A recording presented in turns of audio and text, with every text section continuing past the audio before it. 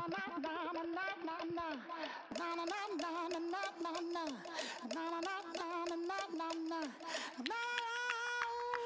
make me beg. Don't make me wait. Hello, everybody. I'm Larry Ridley, and this is Madden 17 on EA Sports. Confidence is never a question when it comes to wide receivers, and these two are no different. It's Smith's 49ers going up against Marshall's Jets. With that, let's send you up to MetLife Stadium. It's a snowy one in the tri-state area to bring in our commentators, Brandon Godden and Charles Davis. All right, Larry, thank you very much. It's the National Football League presented by EA Sports. Coming up, we've got a good matchup on tap between the San Francisco 49ers and the New York Jets. Hello, everybody. Alongside Charles Davis, I'm Brandon Gaudin. As we get set here, Charles, we talk about wide receivers. You know, Larry mentioned it in the open, but that's a big spot to look at here in this one. I think you identified it perfectly because these guys have such an impact on the game nowadays because they throw the ball more than ever.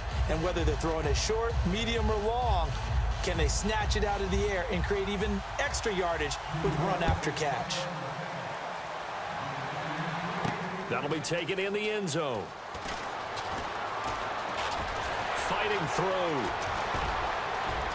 There he goes left side. The 30. Touchdown, 49ers. Bruce Ellington, 105 yards. And the Niners have taken the early lead. Well, he made the right choice by result, but a little bit surprising because now with touchbacks coming back to the 25 instead of the 20, when guys fielded that deep in the end zone, I think most coaches want them to take a knee. Yeah, it's resulted in more kneel downs. Not right there.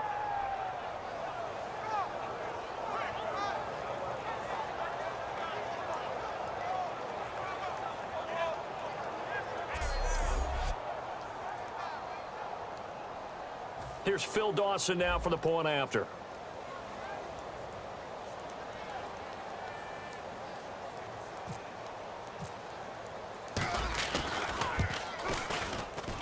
And his kick is no good. An inauspicious start here kicking-wise as this one stays a 6-0 game.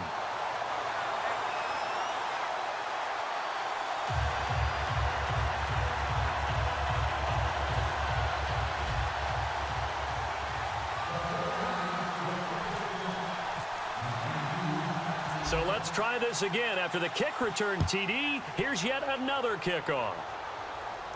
This will be fielded at the 6. And a good return as he'll be stopped just shy of the 30-yard line. Coming out now to lead the Jets, Ryan Fitzpatrick. Of course, Charles, back on July 27th, signed just a one-year deal. You want to find out how a team really feels about you? Talk about your teammates? Don't show up at camp for a while, right? Don't be around for a while. Finally got the deal done July the 27th. The team is ecstatic to have Ryan Fitzpatrick back as their starting quarterback. They think he can take them to the playoffs.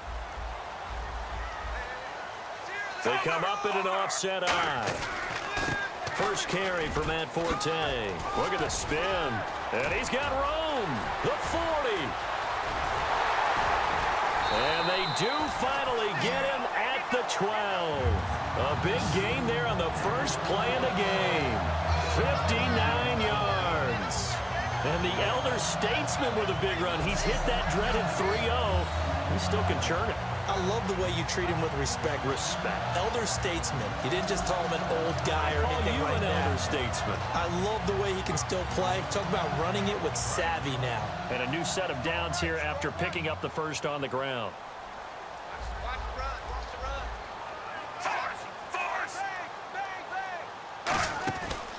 Back to the ground on first, it's Forte. And strong running there as he's inside the 10 and down to the 8-yard line. A look at the starting side for the offense and Brandon Marshall. I think the thing that impresses me most about Brandon Marshall is his strength. How he runs his routes, how he wins against defensive backs downfield, how it's so tough to keep him from getting the football.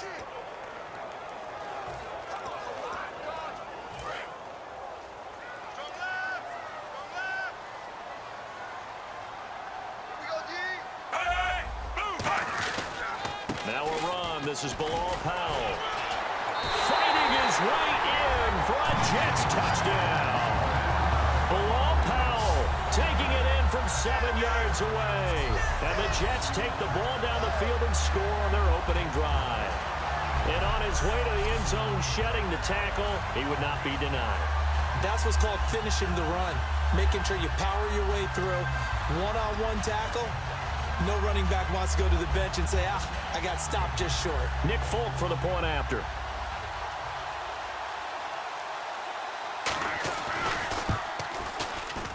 Well, these may be an adventure this afternoon, but this one is good.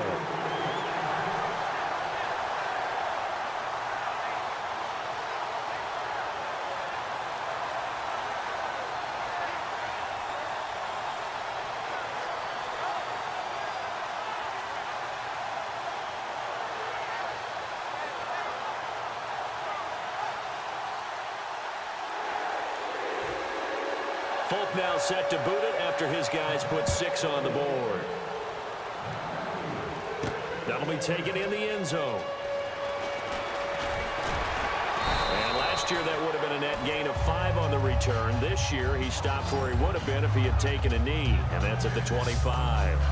Now the 49ers leader, Blaine Gabbert. They expect him to be the starter in week 1. He's in a quarterback competition with the former starter, Colin Kaepernick, and right now it appears that Gabbert has the edge. And don't forget, in Chip Kelly's offense, his athleticism and ability to run the ball, not to be underestimated.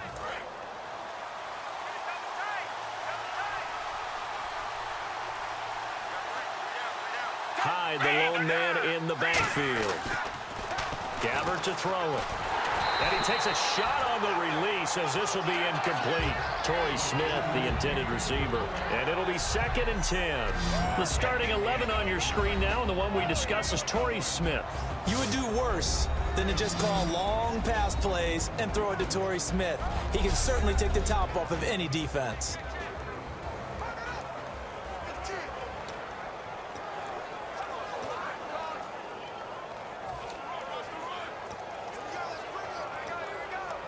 Second down now after the incompletion.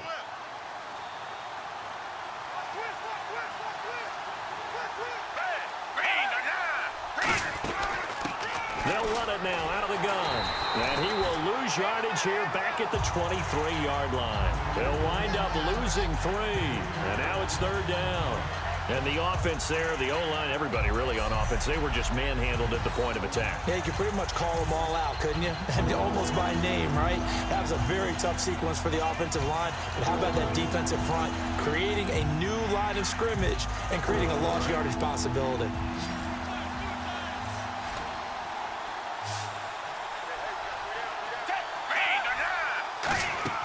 Off the play fake, Gabbert. He'll buy some time right.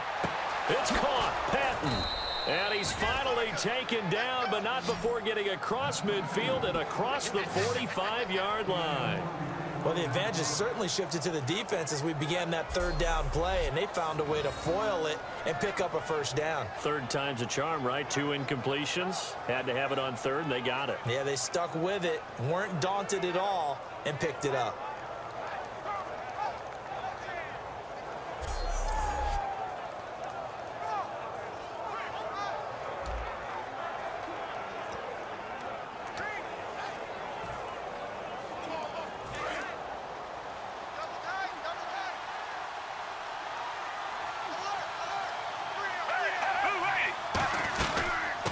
First carry for Carlos Hyde.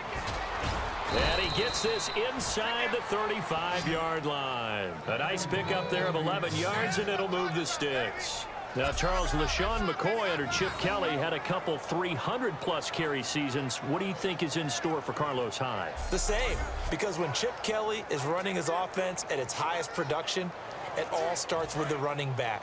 Carlos Hyde will get it as many times as he can handle it. They run again with Hyde on first. And he's going to fight his way forward here for a modest gain. A solid run on first down. Gain of 7 leaves him with a 2nd and 3. And Carlos Hyde's such a physical, tough runner. People are talking about him changing his style. I don't think he should change a thing, and I know he wants to add catching the ball to his arsenal as well. One thing's for sure, he said in the offseason, he told us he's happy to be in a Chip Kelly offense, isn't he? No doubt about it. 2nd down following the run.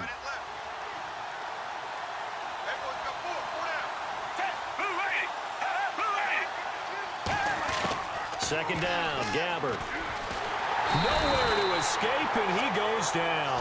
The Pro Bowler, Muhammad Wilkerson, in there to make the sack. He buries him for a loss of 10. Now that was a passer's nightmare. The front door totally shut down by the defense, so he kept going backwards, hoping to find another avenue of escape. It didn't exist. 3rd and long for Gabbert.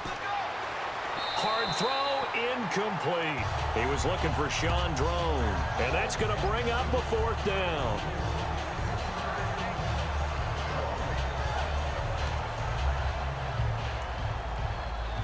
The Niners call on Phil Dawson now for the field goal try on 4th down. From the right hash, this from 53. Now hold everything here. We're going to get a timeout by the offense. They'll have 2 remaining as we step aside here in this first quarter.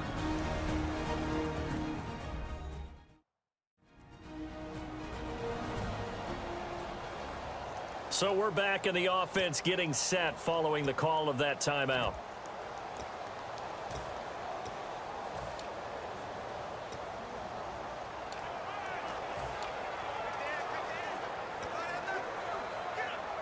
So on now is the Clemson man, Bradley Pinion, to punt this one away.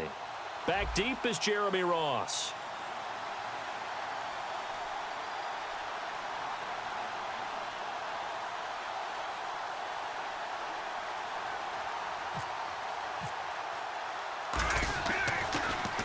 And now a high kick, but he hit it straight up.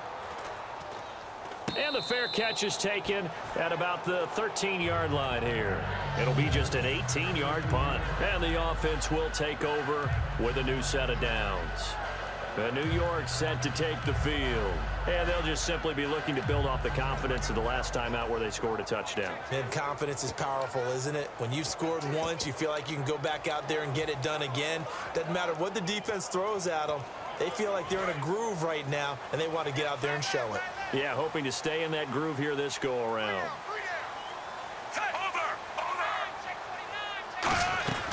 The drive begins with a run by Forte. And a nice gain there as he'll be taken down just shy of the 20. It's a 6-yard pickup, and it gets him to 2nd and 4. So the carry that time for Forte, a man who turned 30 last December, Charles. And he wants to make sure we forget about that with his new team, the New York Jets. But we do know that 30 is the dreaded age for runners. And Forte so experienced, more touches than anybody else in the NFL the last 8 years.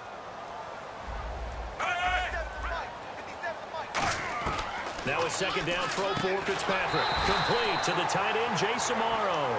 They get 6 on the pickup there as the drive will continue.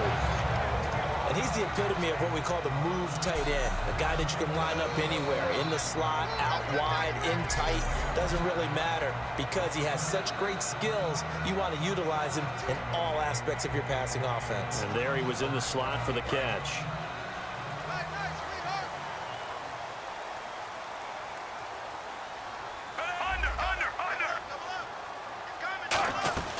On first down, this is Forte. Trying to find a lane, but instead he'll get back to the line of scrimmage and no more. Give the tackle to the rookie, DeForest Buckner. And a look now at the defensive starters for San Francisco. Navarro Bowman makes anyone's short list for the best linebackers in the game.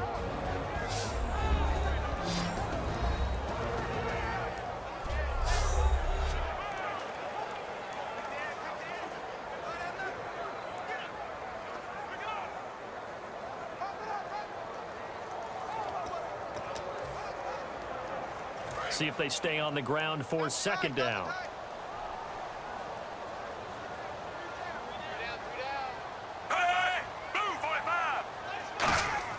To throw is Fitzpatrick. Throws left side, complete to Brandon Marshall. It'll be a gain of 4. And just like that, it's third down. He decided to run a hitch route. It really helps to have a guy who can turn it loose. And, boy, he rifled one in there on that one. Not much run after catch, but it worked really well.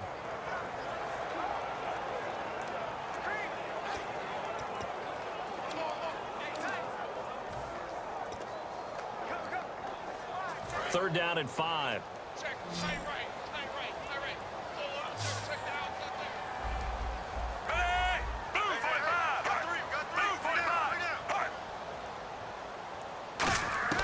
Working out of the gun, Fitzpatrick. He's got time. And he'll just toss it away.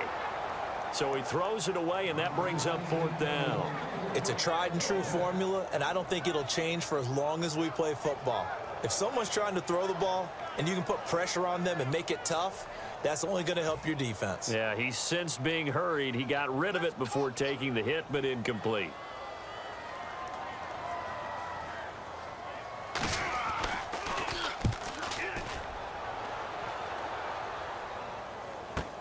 Here's Ellington.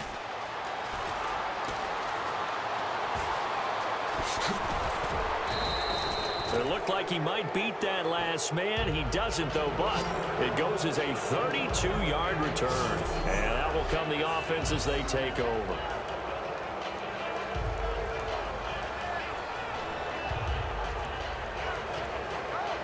And San Francisco gets set to go here. And they'll be looking to avoid what happened last time, which is punting the football. But when you look at how teams play the game, that complementary football comes into play. How do I take care of my defense? How do I take care of my offense? Well, the defense is taking care of them in a lot of ways. Now it's time for the offense to jump things up and help their defense out. Give them a little bit of rest. Yeah, time for them to give them a rest. Took the words right out of my mouth. Here's Hyde as they begin on the ground. Looking for a seam, but finding none. He'll get back to the line of scrimmage, and that's it. It's a loss of a yard there, and now second down. The defense won that play so fast that I think if the running back even had time to notice if anyone was there, it was just a blink of an eye, and there was a loss on the play.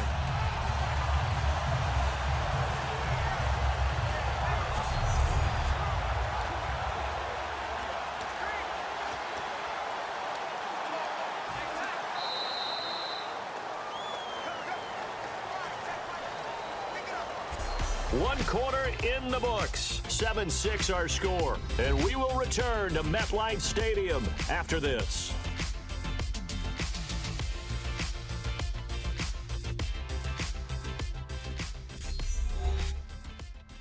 This presentation of the NFL on EA Sports is brought to you by Snickers. You're off your game when you're hungry. Snickers satisfies.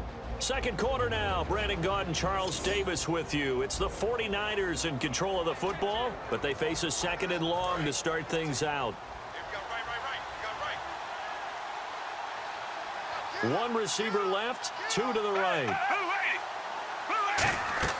Gabbert now on second down. And incomplete there. A nice hit. Jars the ball free and brings up third down. A lot of teams love to throw screen passes. They want to tire out defenses because they make them run a lot. But there are a lot of moving parts on a play for an offense when they call that one. Because you got the linemen that have to move. You have the wide receivers have to get out and vacate. Get the running back that's got to make a little fake and then get out into the route. And, of course, the quarterback, he's got to hold in there and know he's probably going to take a big hit before he lofts the screen off to the back. Why didn't he catch it? That's all he needed to do for them to be successful. And fit's the exact right word. Over the middle, there's almost always traffic, so anytime you're a receiver in that area, you're not just focused on catching the football.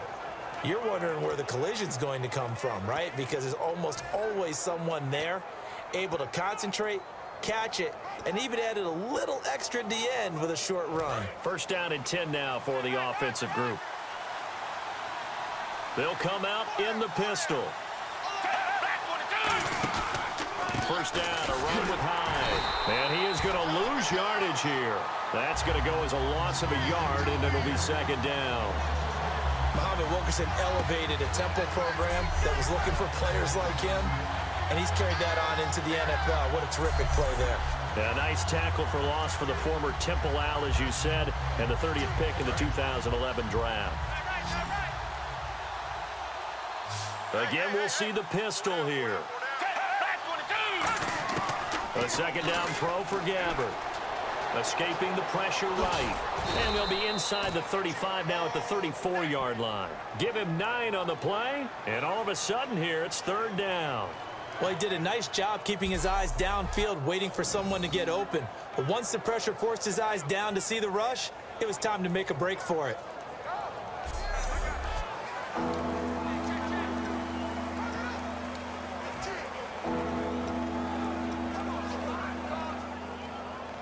Offense coming up, needing 2 yards on third down.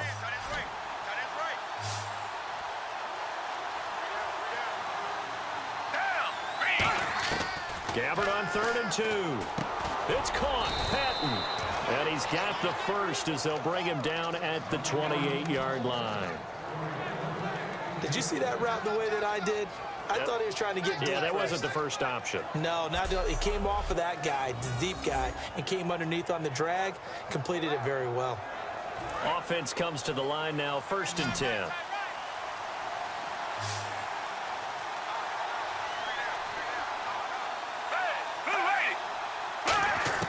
Gabbert on 1st down. Steps away to his left. And a loose football. And it's scooped up by the Jets. And a big turnover there as his guys will get the football back. Playing in snow brings so many other factors into the game. It's not just trying to take care of the ball, and we just saw there that that's difficult to do, but just trying to keep your feet and carry out your assignments and make sure you're comfortable while you're out there playing. Are you warm enough in your clothing? A million things going on, but the biggest one, hold on to the ball.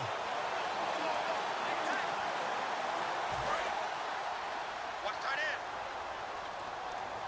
3 down, 3 down. Hey, check. 3 down, 3 down. Hey, move, 45. They start on the ground with Forte. And he's brought down. Give him 12 yards on that one. It earns him a fresh set of downs. I thought guys that were over 30 weren't supposed to run the football this well in the National Football League. How about that veteran leadership? A big-time run combined with some nice blocking by his offensive line, showing that the ins and outs of being a veteran still has his place in this league. His odometer is not totally turned over yet. Check. 3. They stay on the ground. Forte again. And he'll get this only up to about the 35. 3 yards on the pickup there, and it'll be second down. We always like to talk about defense in terms of levels. First level defensive line, second level linebackers, third level defensive backs. On that run, that was what we call a first level run, and it was stopped by a second level player. And after the play on the ground, that brings up second down here.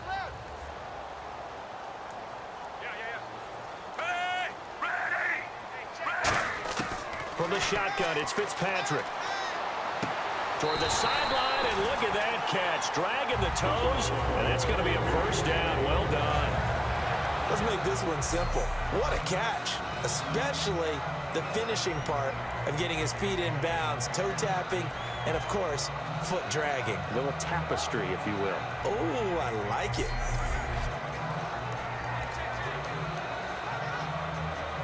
So here we go, 1st and 10 now. Shift together here from the D-line. They go play action here on 1st down. He's going to loft one deep left side here. And this is caught inside the 5. And all the way in. Touchdown, New York. Their dangerous wide receiver, 52 yards. And the Jets are going to add on to their lead.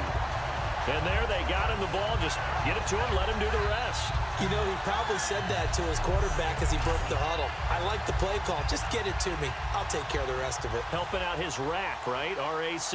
Run after catch, and he loves that, and he's going to carry that in at contract time. And it's up. It's good. Our score, 14-6.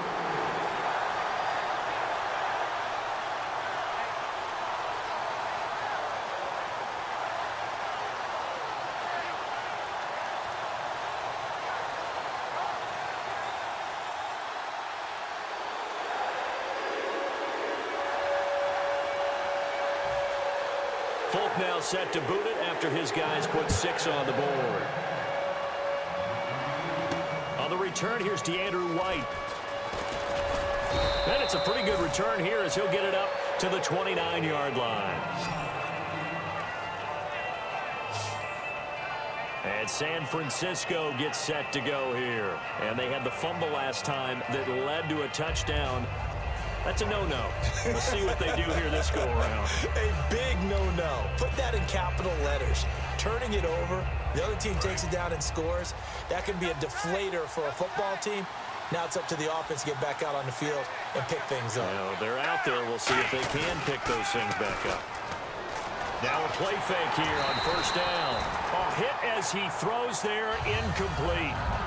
And Charles driving over to this one. Some intrigue around a few quarterback battles going on right now in the league, isn't there? Cleveland, they settled in early August. San Francisco, Denver, those continue to rage. But how about the Rams returning to L.A. and bringing a quarterback battle with them? A play fake to Hyde. Now Gabbert. And there's a flag on the play. And that's incomplete.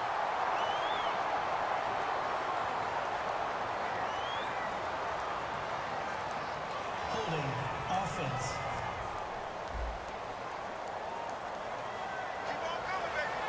Still second down.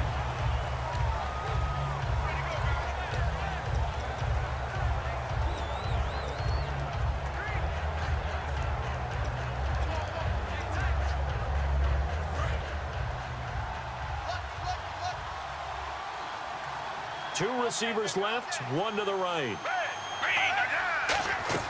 Second down, Gabbert. And that one got tipped, kind of threw everything off. It brings up third.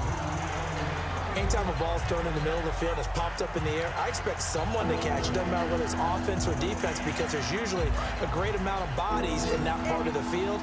In this case, no one came up with it. The Jets will bring in a nickel set as they try to stop this third down. Third and long for Gabbert. And he couldn't hang on to it through the contact. Incomplete. Well, they've had a pretty frustrating first half here offensively, and then just continued there with that incompletion. Yeah, definitely frustrating for them, but heartening for the other guys. Those stop troops, they're enjoying things right now because they've made it very difficult for them throughout the half.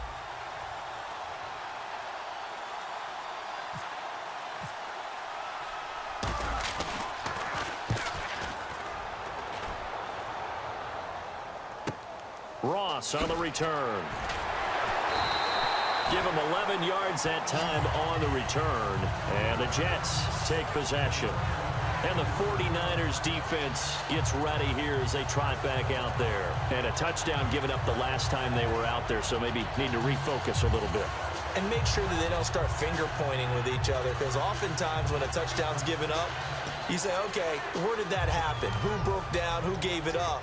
Instead, just go back out there, be a unit again, and try and play a little bit better. Yeah, see if they can play a little bit better on this drive.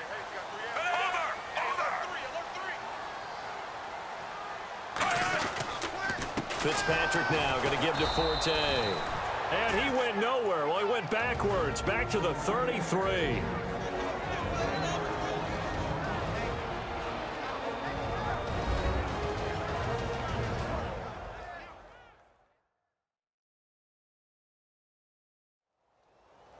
A reminder coming up at halftime while the two of us head for warmer areas of the press box. Yes. We'll be sending you to Orlando where Larry Ridley will have highlights and analysis of this first half. Send me to Orlando, please. Don't be so soft. Watch 14. Single. Tight. Move, 45. Second down, Fitzpatrick. A dump off to Forte. And he'll get up near the 45. They'll spot it at the 44. He'll wind up getting 11 on that one. And that's going to make it third down and less than a yard. I think the best offenses love to get the ball to their running backs in open space because they have the ability to make people miss, and they also have the ability to run over people. And if you do that throughout the game, after a while, they might just run through some of those tackles and go a long way. Well, we saw him shed a nice tackle on that play. Third and short yardage, Fitzpatrick. And he finds Jason Morrow. Still going. Look at the big man rumble. And all the way in. Touchdown, New York. Jace Amaro, 56 yards. And the Jets find a way to stretch their lead. And you know, you and I praise tight ends in today's game a lot for being just like a bigger-bodied wide receiver. Boy, a play that long from that position, you just didn't used to see that as much. No, you were really just counting on the tight end position to catch the football and get what they got on the catch. And now it's the run after the catch that makes them so dangerous. Hard to bring those big guys down when they get rolling. Couldn't bring him down here. Got into the end zone.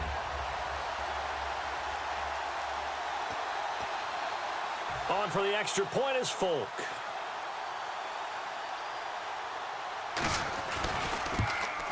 Penalty marker is down here. And he knocks it through.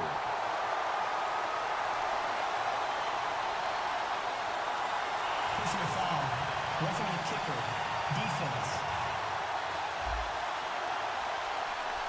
Oh, and you just can't do that. 15 yards on the roughing the kicker call. Absolutely inexcusable. The kicker's in a defenseless position, and he just gets taken out.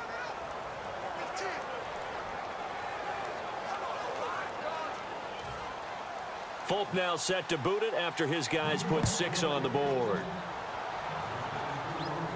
This will be taken to the back of the end zone. And they'll start at a hole here as he's brought down at the 11-yard line. Well, conventional football 101, tells us if you don't get it back to the 20-yard line on a kickoff return, that's a disappointment. But some of these teams, special teams coaches, with approval by the head coach, they give them full authority to go ahead and bring it out and try to be aggressive, almost what we call the green light, red light theory. Green light means go, red light means stop. Looks like he had green on that play. Off play action to Hyde. Here's Gabbard. And incomplete. Crisis averted. Almost picked. Instead, second down. And Charles, a little random sidebar, but it ties in with the NFL. One of the coolest things the first weekend of exhibition games was when the Ravens tuned into the Olympics. Certainly did. They stopped the game. Everyone watched the big screen to see Michael Phelps go for the gold in the 200-meter swim. Baltimore-born man, and he got it done. Yeah, it was a special, very cool moment. This first half has been a nightmare for that offense. Defense just dominating them. And when you're picking up the ball, picking up their mistakes, and taking it the other way and putting it in the end zone, that's a defense's dream. They're having that type of a game. Everything that can go wrong has gone wrong for this offensive unit. Now Folk for the extra point.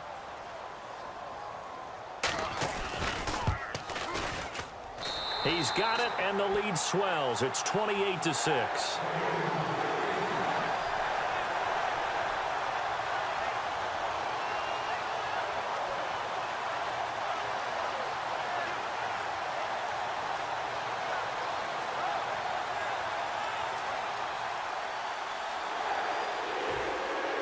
So here's the kickoff now as he'll get it again following that fumble return for a score. Here comes Bruce Ellington on the return. And a good return as he'll be stopped just shy of the 30-yard line. And now we spotlight the Jets defense.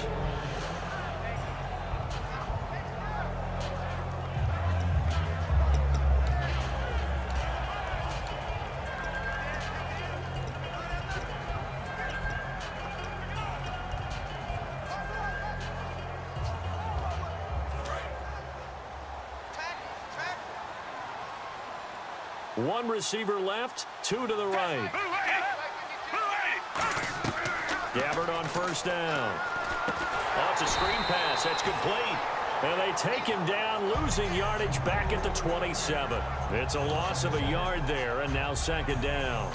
Got to give some credit there defensively. They snuffed out that screen early on first down. Really read it well, didn't they? Because they didn't bring the pressure that they expected. They covered all the passing lanes. So once you see it break down as the passer, I think in this situation, you're throwing it at the feet of your back to make sure no one picks it off, or you throw it away, throw it over the sideline. Don't try and freelance and try and make a bigger play. There's really no one else running a pattern that should be open. Holding. Offense.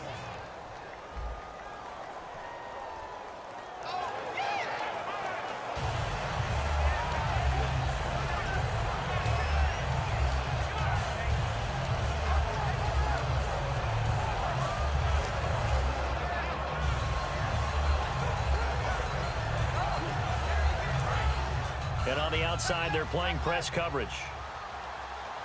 4 down, 4 down. Back 22. Gabbert now on second down. They go screen pass to Hyde. Now here's a timeout defensively. Defensive timeout called by the Jets. It's just their first, so they'll have 2 remaining here before we get to halftime.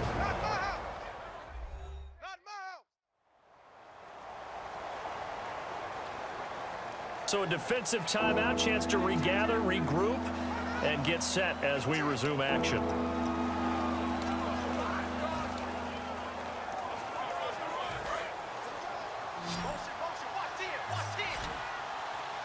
And some secondary help here for the defense in the nickel on 3rd and long. Gabbert from the gun on 3rd down. He's going to loft one deep left side here. And there's a flag on the field. And that one will fall incomplete. Clock here now just under 30 seconds to go in this first half.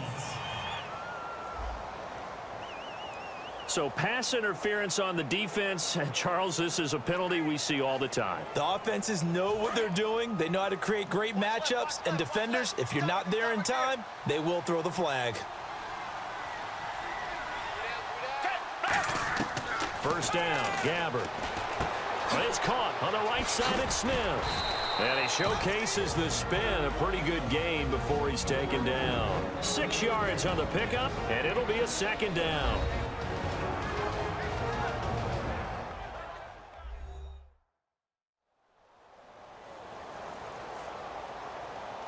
And we're back. The offense had a chance to talk things over, and we'll see what they come up with here on this next play. They come out 5 wide, 3 of them to the right side. Again, it's Gabbert. He's going to loft one deep left side here. This is caught inside the 15. That one goes for 36 yards. And quickly, they get to the line. Gabbert now to throw on first down. Oh, he had 6 points in his hands there. Couldn't hang on. Second down. After all the preparation, all the practice, a play like that will absolutely break your heart. They had everything they wanted, just unable to complete it. In the end zone, a big-time drop.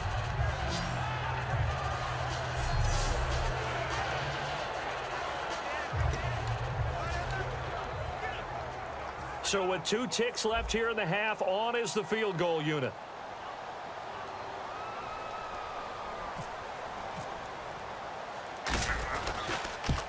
And Dawson's kick is good. So we've hit halftime here at MetLife Stadium with the home team, the Jets, leading this one. As we'll send you down the coast to Orlando, where we check in with our friend Larry Ridley and the EA Sports Halftime Report. Larry? Thanks, Brandon, and welcome to the EA Halftime Report. I'm Larry Ridley. Let's take a look back at the first half. The Jets are happy to be in front, and they'll look to play another solid half of football. The 49ers know it's always hard to come in and get a win on the road, but they're not out of this one yet. So here we go. Let's take a look at some of the highlights from the first half. Jets have it on 2nd and 5. Powell's looking for room to run, and he'd go in for the 8-yard touchdown. They go ahead by 1. Offense out now after the fumble. The catch is made after a quick pass, and this great play will go for 6. Jets go up by 8. They have it at the 44-yard line. Here we get a quick pass and completion, and this 2-play drive goes for a touchdown. Jets go up by 15.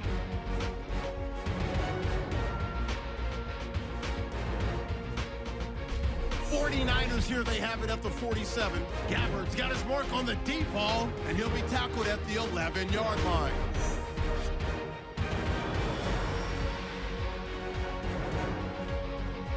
So that'll do it for us here in Orlando. For the call of the second half, let's hand it back over to Brandon and Charles. Brandon.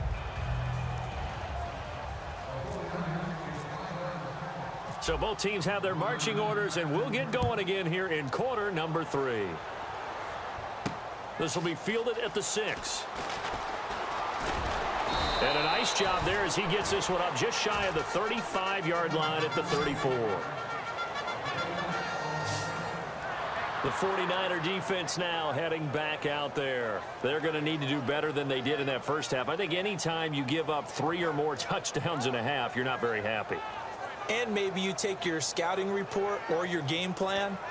In some cases, you may throw out parts of it. It's just not working for you. That's where the adjustments come in. Guys, that doesn't work. You fall back on things that you've used before that do, and you go out and you give it another shot. They're searching for the right formula. And there's a flag on the play. And he overshot him there. It's out of bounds, incomplete. Holding offense.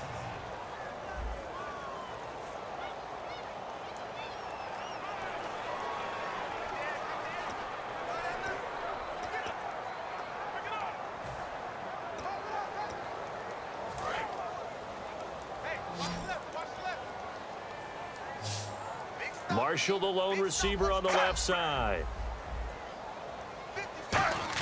From the shotgun, it's Fitzpatrick. And it's brought in by Eric Decker. 12 yards is the pickup there, and that'll make it second down.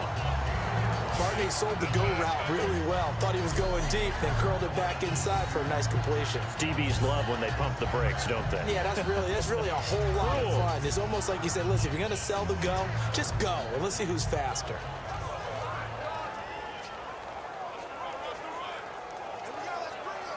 Second down now after the pass completion.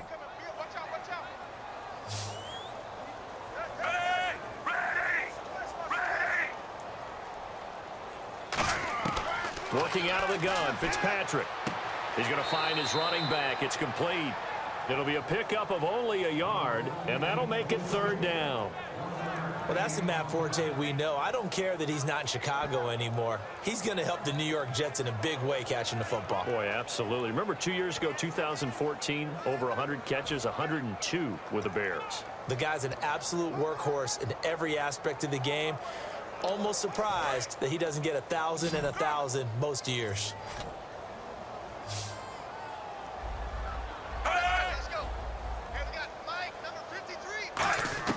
On third down, Fitzpatrick. He's got time in the pocket. He's got Smith here. And he's got the first down as he's up to the 45-yard line. It's a 9-yard gain, and it keeps the drive moving. When the hitch route is run really well, that jab step off the line of scrimmage by the receiver, which is designed to back up the defender and give him a little bit of space, all you want there, get that space, catch the football, and then make a move and pick up extra yardage, and that's exactly what he got done there.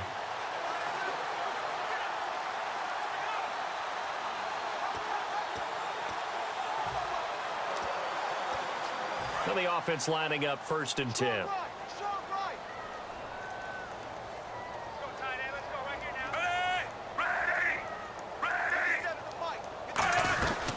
They'll run it now out of the gun. And able to push his way forward here for a good little gain. 5 yards on the carry. Good pickup on first down.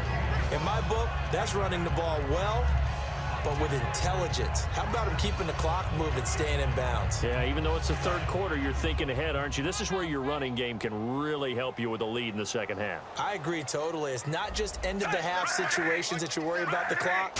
It's throughout the game. And with a lead, stay in bounds. Make them fight harder to try and catch you.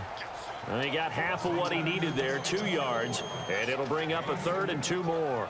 Well, that's not a run that's going to make any of the highlight tapes, but they've been moving it well all game on the ground. This is another one that keeps them moving forward.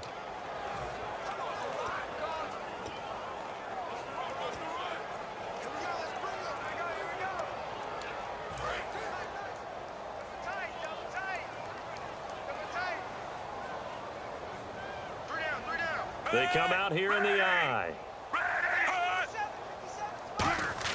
Fitzpatrick on 3rd and 2. Over the middle, and it's caught. Brandon Marshall. Only 3 there on the pickup, but that's enough to move the chains. Well, we always hear about the connections some quarterbacks have with certain receivers.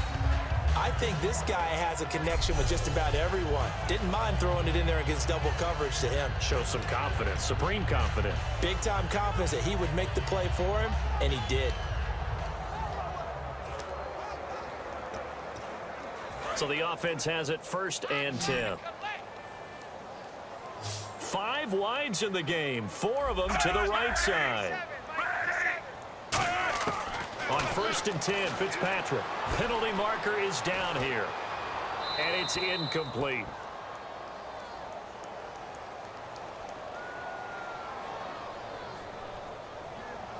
Holding.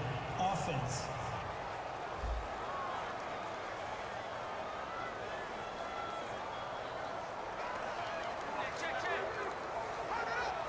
So 20 yards to go here on 1st down.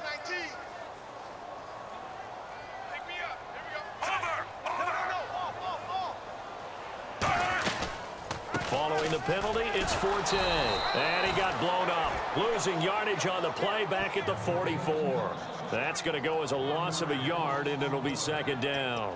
They tried to run the counter, just that the defense wasn't fooled. And when they're not fooled, you see the end result, because what you're doing there, you mentioned the counter.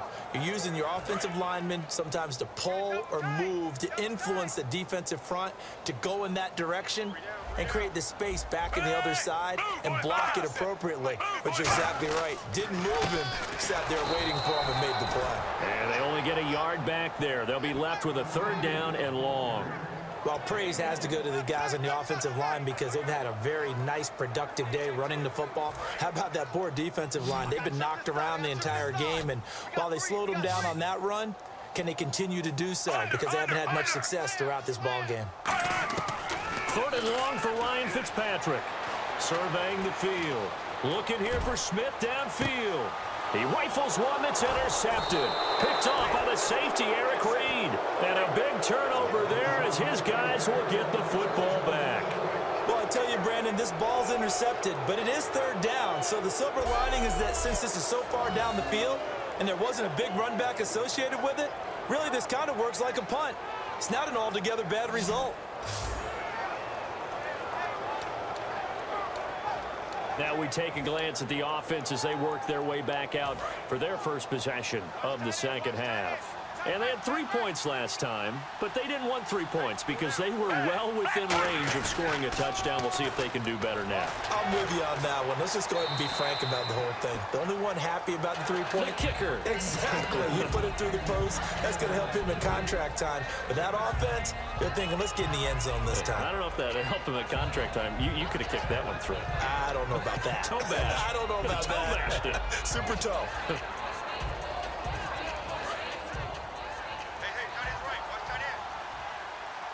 Another pistol look here. A play fake to Hyde. Now Gabbert. Looking here for Smith downfield. And it's intercepted. Picked off by Marcus Gilchrist. And his guys are going to take over at their own 48-yard line. Partner, when you're playing cover 2, this is like a tag team for the safeties. Each of them gets a half-field responsibility. Their job, stay as deep as the deepest receiver in any zone, read the football, and go make a play. In this case, the free safety made the best play, an interception. Here's Matt Forte as he gets set to go and heads back out there. So after that hot start, the numbers here show the decline. What has the defense done adjustment-wise? Sometimes when you have a running back who's gotten off to a hot start, you've got to catch him before he really gets going. So you change what you do across the defensive front. Instead of the linebackers being back a few yards, you bring them up closer. It's what we call mugging the line of scrimmage, taking away a lot of blocking angles and gaps and maybe stopping him before he can get going. Mugging the line of scrimmage, okay. Yeah, in this case. He had a great read there from his free safety position. And, Charles, you know with those guys, it's all about their eyes. They have to be laser focused. Yeah, I had to fake my way through it when I was playing, but now I can see exactly what they're doing. And on that play, he obviously had no presence to feel like he's being pushed for a pass. And without that, that allowed him to get up to the line of scrimmage and hold him to no gain. And taking it across midfield and just shy of the 40. One thing I can say pretty safely, that route is not called if you don't have a guy who can throw the ball and put some mustard on it. Because if you're going to lollipop it in the middle of the field, bad things usually happen. It takes a strong-arm guy who can rifle it in there, and they were able to successfully complete that one. Fresh set of downs here. Watch tight. Tight is right.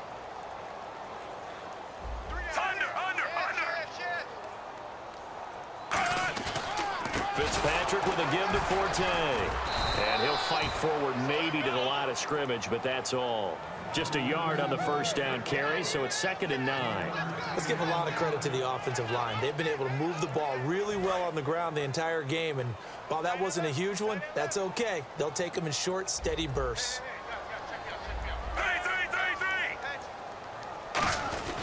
Again, they run. Again, it's Forte. And he'll do a nice job here just to fight his way back to the line of scrimmage. And they'll lose a yard that time, and that's going to lead to a 3rd down. Brandon, that play ended so fast, it's almost as if the quarterback handed it to the runner, and the tackler was there right away for a loss of yardage. I got you, 88. I got you.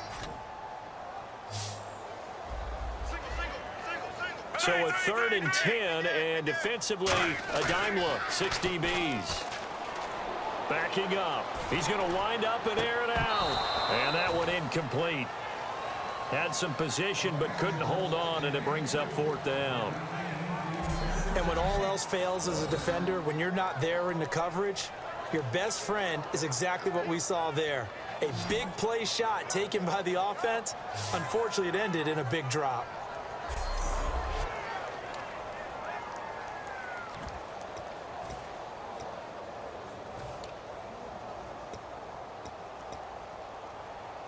And now Nick Folk. His career long, 56 yards. So this will be spotted on the midfield logo. It's a 58-yard attempt. And this is off target to the left. Didn't get there anyway. It's no good. And this score will stay right where it is. And there is nothing easy about being a kicker on a day like this. Yeah, I tell you, not only is the footing tough in the snow, but kicking that ball is like kicking a rock. Very difficult to get any sort of feel on your kicks. And San Francisco gets set to go here. And following the interception, just any interception, are you a little bit more cautious when you start that next drive, or no, you just throw that out the window? I think you are. I don't think that there's any way you can run back out there and go, totally didn't affect me. Let's just go ahead and be loose with the football again. You're going to take care of it, but you have to be careful about being too cautious because now you can't run any offense at all. Still want to attack. We'll see how they attack him here. Now they go screen. It's complete.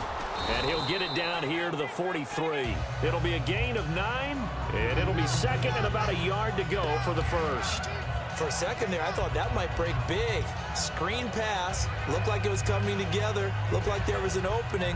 Still, ended up with a solid game. So they complete the pass, and now they face a 2nd down. Just like that.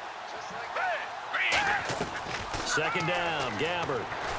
He's got his guy. It's Patton over the middle. But just 4 yards on the pickup, but that's good enough to extend the drive. When you see zone defense and you know you've got a drag route on as your primary call, you've got to be really careful as a passer about how far you let your guy go because he might wander into some tough coverage. 1 receiver left, 2 to the right. They go play action here on 1st down. Ellington has it, middle of the field. It's a pickup of 14 there, and it'll be a San Francisco 1st down. 3 quarters have come and gone. We'll return with more after this break. You're watching the NFL on EA Sports. Back now here on EA Sports. It's 49er football, but some ground to cover. They find themselves behind as we hit the 4th and final quarter.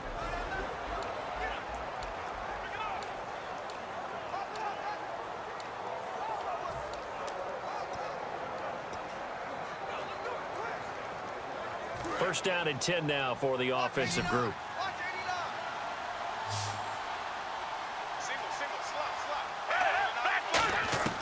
Gabbard on 1st down. Oh, the ball comes out on the hit, but they'll say it's incomplete. He was looking for Quentin Patton that time. And that'll make it 2nd and 10.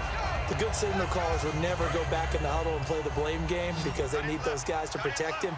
But on that last one, his offensive line, they lost their leverage very quickly, and that's why they were able to get to him and hit him as he tried to throw the football and force an incompletion. And the hit jarred it loose. It's incomplete. So much of this game is focus and concentration. And whenever I see guys running the in route, I know that in the back of their mind, they're always wondering who's lurking inside that might put a big hit on them as they try and catch the ball. So still a full 10 yards to go here for the offense on 3rd down.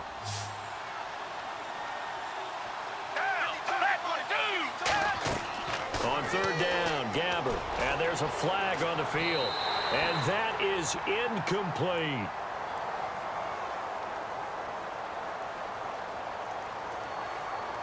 Holding. Defense. So the defensive holding penalty here, Charles. You get outside of 5 yards downfield and you get grabby with an offensive player, the flag will come out every time. Gabbert now to throw on first down. Over the middle to Smith. And he'll take it down here just shy of the 15 at the 16-yard line. What terrifies defenses when they see slant routes thrown is that the receiver is on the move, and oftentimes he catches it and gets upfield. That's a really nice job rallying to him and stopping him for a minimal gain.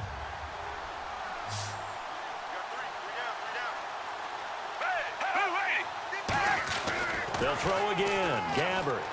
Flush to his right. This will be caught at the 2. And he's brought down. It's a really nice 15-yard pickup, and now it's 1st and goal. We talk about mobility on quarterbacks all the time. Here's where it really pays off. Able to move, evade, and is accurate throwing on the run and picking up a first down. 1st and goal. They'll look to smash it in. Maybe a quarterback sneak here. And he is going to lose yardage here. That's going to go as a loss of 2, and it'll be 2nd down. Oftentimes when you're not winning at the point of attack for an offensive line, maybe they're getting out physical, spread things out a little bit, make it more of a one-on-one blocking scheme. Then you don't have to win it physically. You just have to win it by position. That may open things up for your running backs. Richmond. Green the line. Check 91. 91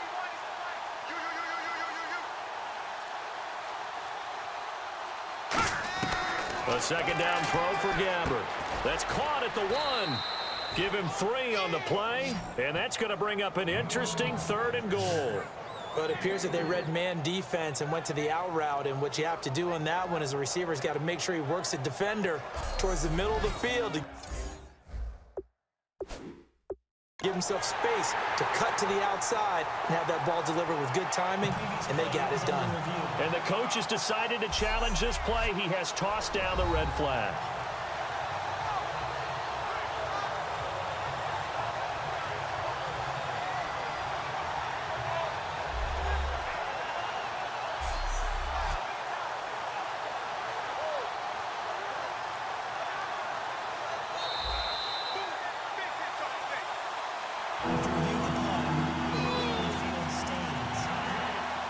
Well, he challenged the play. It did not pay off. And that means he lost a timeout in that challenge. And as a coach, you hate that. Don't know if you took the advice of the player, you threw it yourself, but it didn't go your way. At the end of the day, it all comes back to the head coach. He has the... And he'll take this into the end zone for a San Francisco touchdown.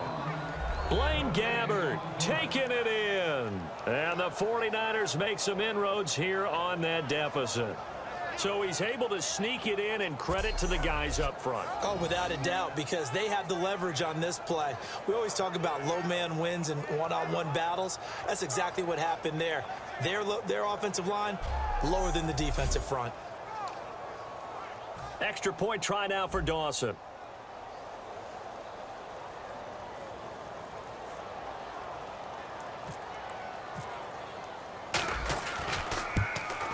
And this time he gets it to go as it is up and good.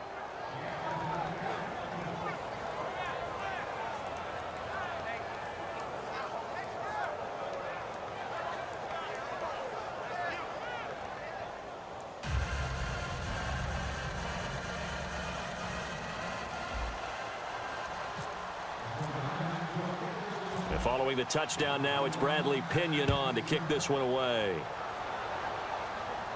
This fielded a few yards into the end zone. And the decision to bring it out, a good one, as he's up a yard or two shy of the 30. Now out comes their leader and the captain of this offense back onto the field. So, Charles, there are the numbers. What's happened here? Defensive adjustments that's caused him to sort of fall off a bit? I think so. That has to happen. You've got to make some changes because in the first half, they were pretty effective. But the second part is sometimes when you're doing really well, you get off your game a little bit. You get off the gas a little. You're like, okay, we got this thing. and that's not necessarily the case. Maybe right now, someone just needs to tell a joke in the huddle, loosen things up, and get their big guy going again. And in this situation with the lead fourth quarter, they're liking keeping the ball on the ground, I'm sure. That's just smart football, but you know the defense has to know it as well. They've got to stop them here. So now we're going to see that loading the box in a big way. 6, 7, 8, 9, whatever it's going to take, puts a little bit more pressure on your big offensive line. It's a 4-yard pickup, and it'll be third down. Well, there wasn't much there with that hitch route. They didn't gain what they expected, but sometimes when you call a hitch, you really don't have an alternate to go to. You don't have a second route to throw it to, so sometimes you have to rifle in there and hope for the best. Completed pass on second down. Now it's third down as the defense looks for the stop. They'll try and get it with Forte. Call it no gain there, and it leads to a fourth down. Play was stopped on that play. We've had plenty of carries all afternoon. Every now and then the defense is going to win one, but I don't think they'll shy away from handing it to him the rest of the game. Here's Lachlan Edwards now. On for his second punt. He'd take a repeat of his first.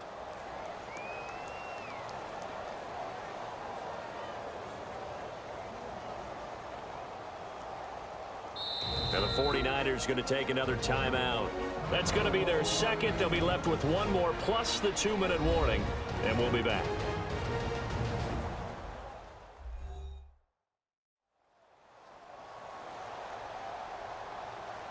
All right, so the timeout over and all 11 men back out onto the field for the defense. Here's Lachlan Edwards now as he'll punt it away for the second time.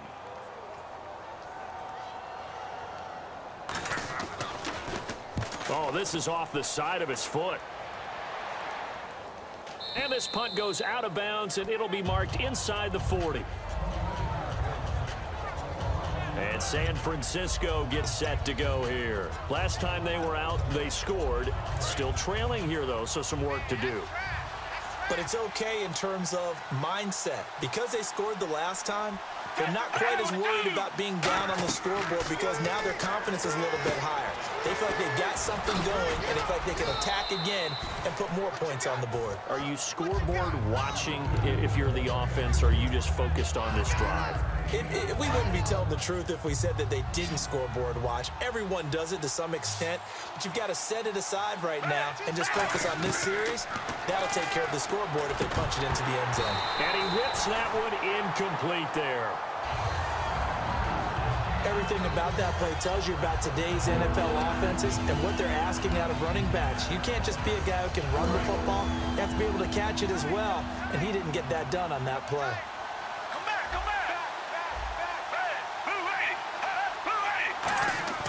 Now Gabbert. The open man is Smith. Give him 11 yards that time and a new set of downs.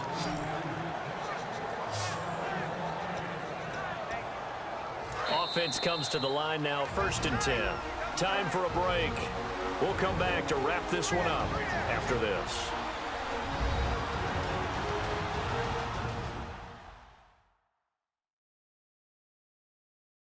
So it's 49er football here as we get you reset. They've got a 1st and 10 as they search for a late score. So here we go, 1st and 10 now.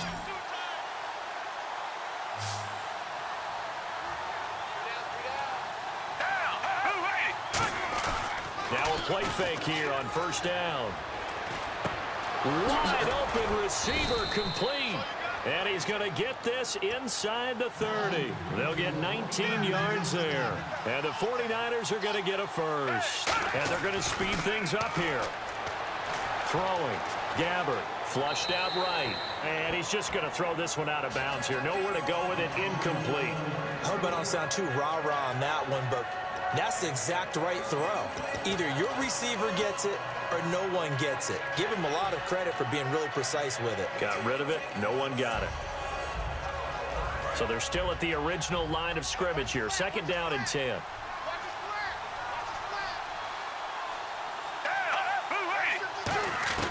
Throwing again. Gabbert on 2nd and 10. And it's incomplete. Took a shot, couldn't connect. Normally, he's pretty reliable. Usually catches what's thrown to him. On that play, he simply dropped it.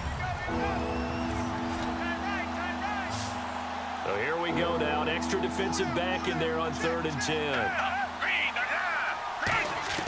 To the air again, Gabbert. Now a desperation throw deep downfield. Oh, it's a touchdown if he holds on. Instead, it's 4th down. If teams take shots at the end zone, you've got to defend it the same way you would defend the first down sticks. You defend the goal line exactly the same way. They can't cross that. You play through the receivers. And on that play, that's exactly what they did and batted it away. And they're indeed going to go for it here on 4th down. So trailing here in the last quarter. Let's see how this plays out.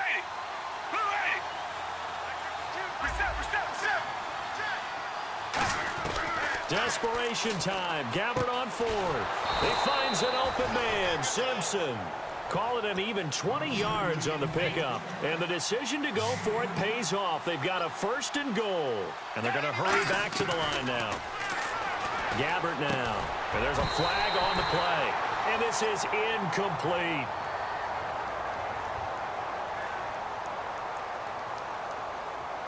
Holding. Offense.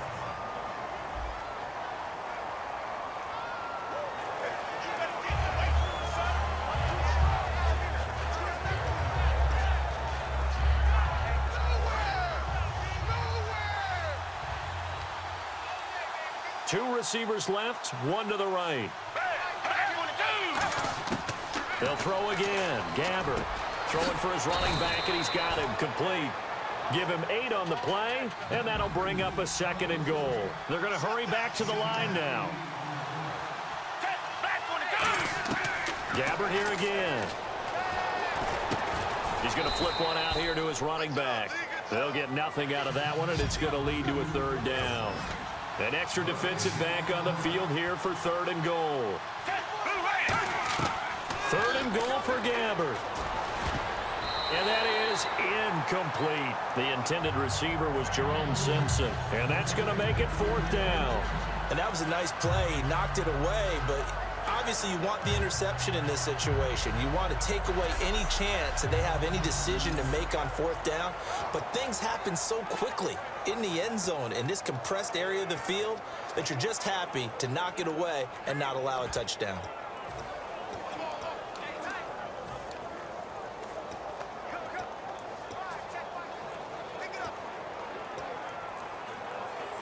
The field goal doesn't help. They're going to go for the 6 here on 4th and goal.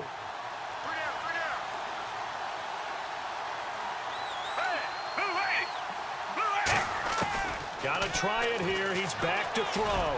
Penalty marker is down here.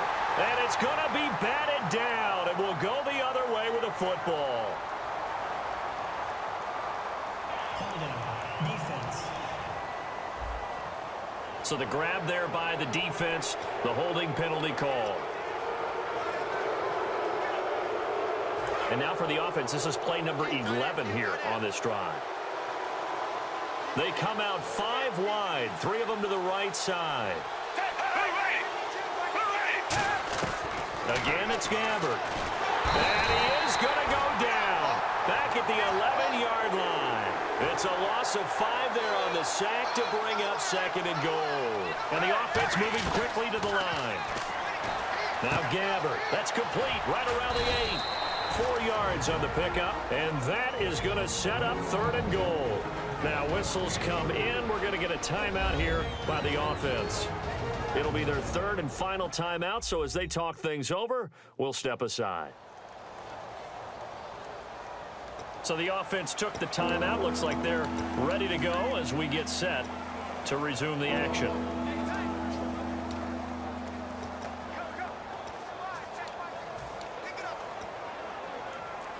They gotta have 6 here. It's 3rd and goal.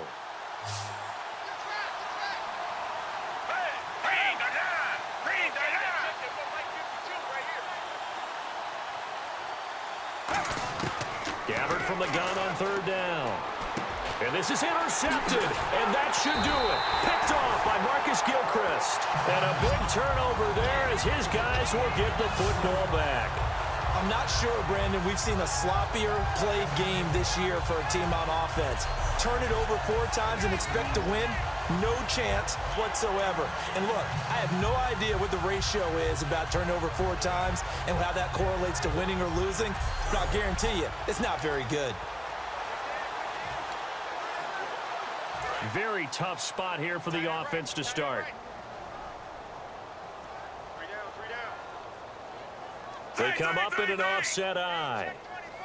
A running play now for Forte. Oh, he breaks a tackle, and he's got an alley. And he'll cut it out to the sideline.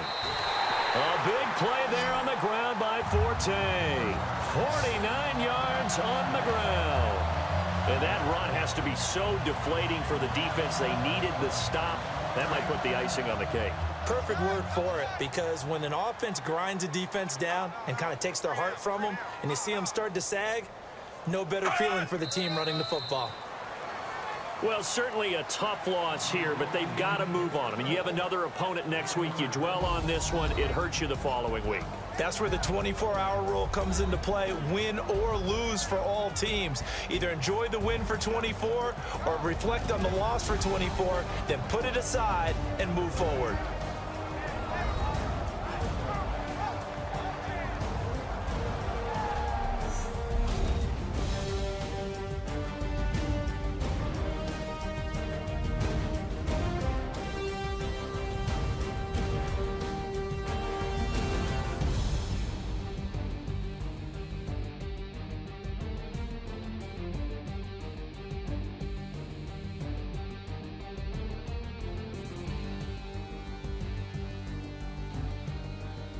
So that'll do it for us. For Charles Davis and all our crew, I'm Brandon Gaudin. You've been watching the NFL on EA Sports.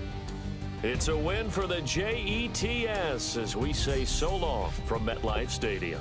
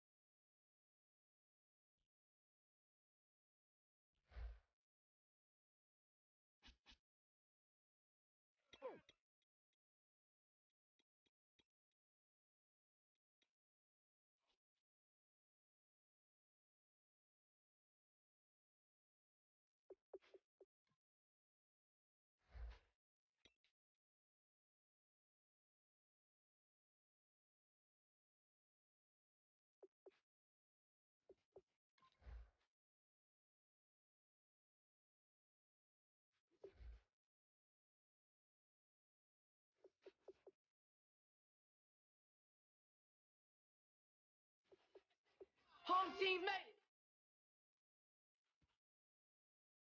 What? How does Fly's got a specific taste, sight, and touch. We ain't on the same team. Cheer up. I ain't come to blend in, boy, I stand out.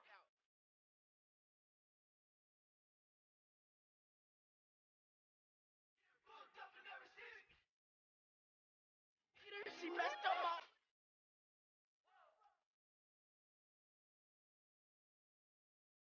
Go!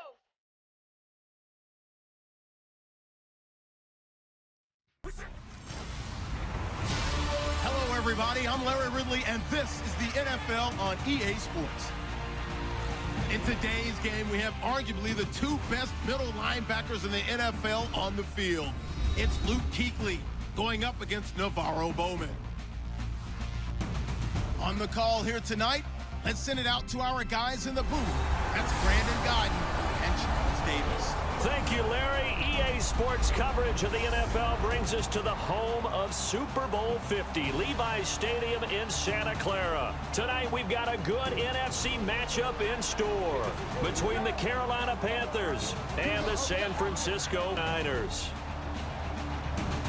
And hello again, everybody. With Charles Davis, I'm Brandon Gaudin here in the booth. And, Chuck, you take a look at this matchup. I don't know if it's going to be one in the trenches from the quarterbacks out, whatever. It's going to be a good game. Oh, without a doubt. I can't wait to see the big fellas have an impact. We're always spotlighting those wide receivers and quarterbacks and running backs and even the defensive backs. But the big guys, I can't wait to see which one tilts the balance for their team.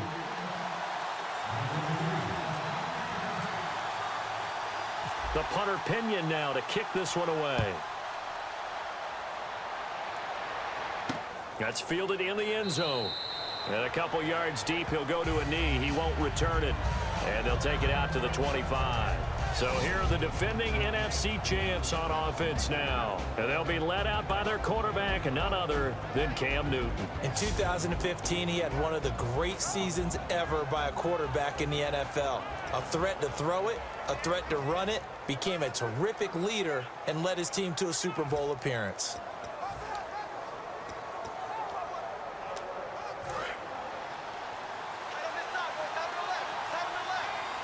They'll come out in the pistol. They'll run. This is Jonathan Stewart. And he will lose yardage and be backed up to the 24. It's a loss of a yard there, and now second down. To me, that's a superior play by the backer because he was allowed to, I think, run free on it and make that play. His defensive linemen, they covered things down for him because offensive guys, the linemen, what they're trying to do, as you know, is block the guy at the point of attack and then climb to the next level and get the linebacker. And you're not allowed to climb. You got a free hitter, and that's what we saw there. And a really nice play resulted for them.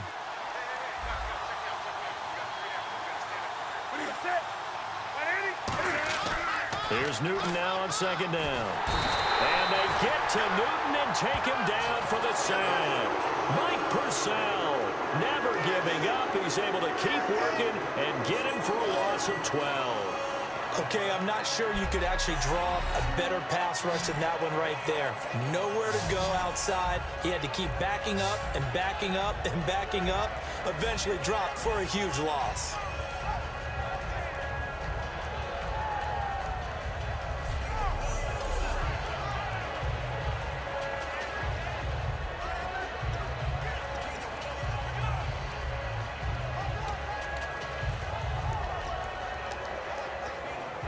Crowd getting in it a bit already. Here's an early 3rd and 10.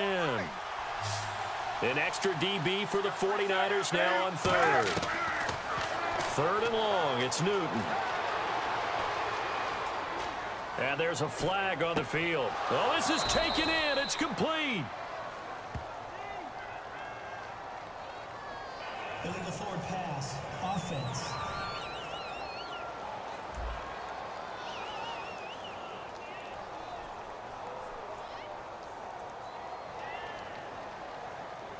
And the QB steps over the line of scrimmage. That's an illegal forward pass. And that is so rare because at the different positions, you have to know different things. Wide receivers have to know where the first down line is. Quarterbacks almost always know where the line of scrimmage is.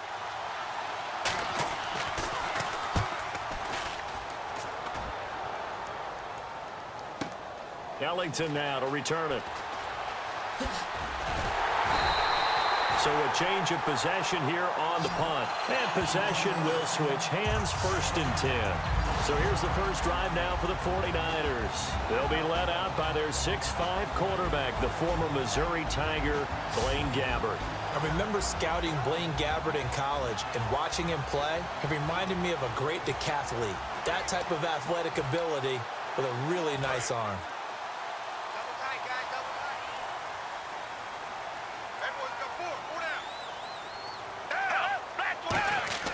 Gabbert now from the 50, eluding the pressure right. And incomplete on the deep ball. The wide receivers, often a very, very talented group, and that's the case here. And they don't mind showcasing it either. Those guys love to be flashy, love to make big plays out in the open field. They will attempt to do so in this game.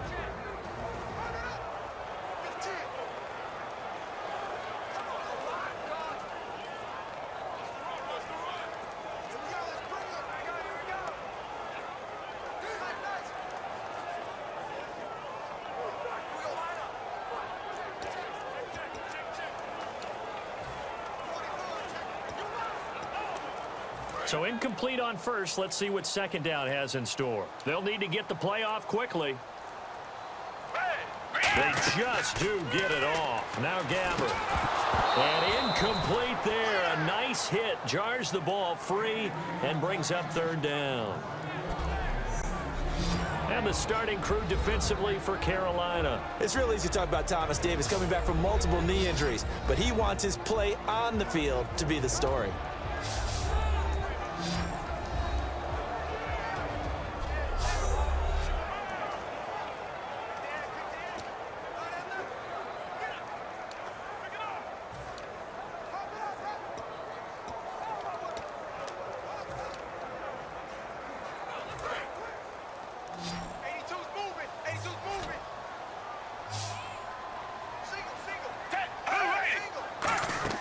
From the midfield stripe, they'll look to throw. And now another one thrown incomplete. Garrett Selleck, the tight end, was the target. And it'll be fourth down. As tight ends go, he might not provide the super flashy plays very often, but he's pretty reliable. Usually an excellent target and normally catches what's thrown to him, but he didn't on that play.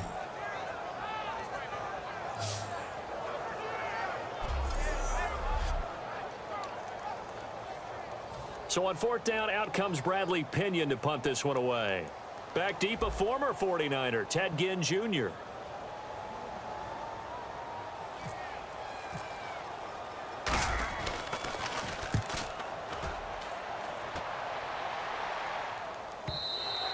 And a bit of a mistake there. This is well into the end zone for a touchback.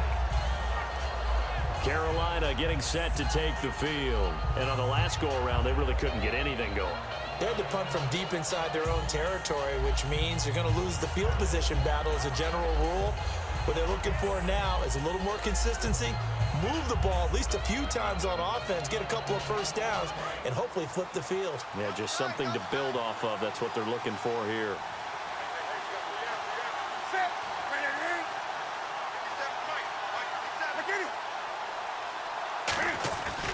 They start on the ground. This is Stewart on first. And a short gain there as he'll get it up only to about the 24. Call it a gain of 4 on first, and that'll make it second down. When we look at this unit like we are now, Greg Olsen has become such a reliable target in this league. Loves to be considered the #1 option in the passing game in the offense he plays, and he lives up to it. Knows the defense is set for him, knows how to beat them.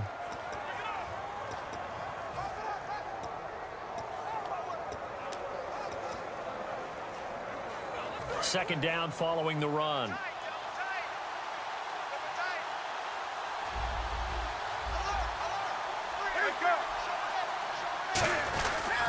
This is Stewart again. No gain on the play there, so they're left with a third down and 6.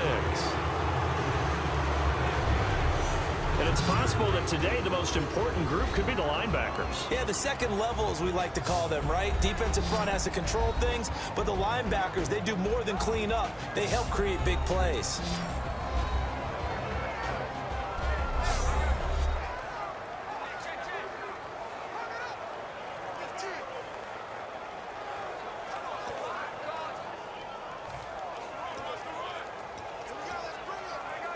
And ready for 3rd and 6.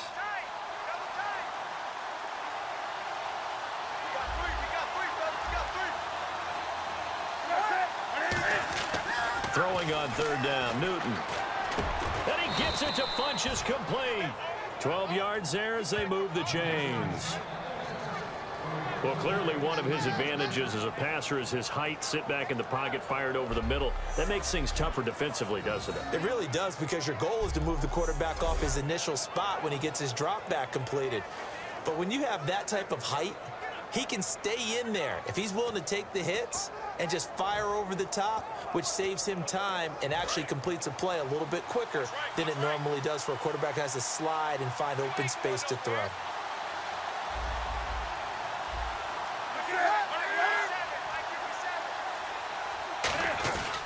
Now Stewart on 1st down.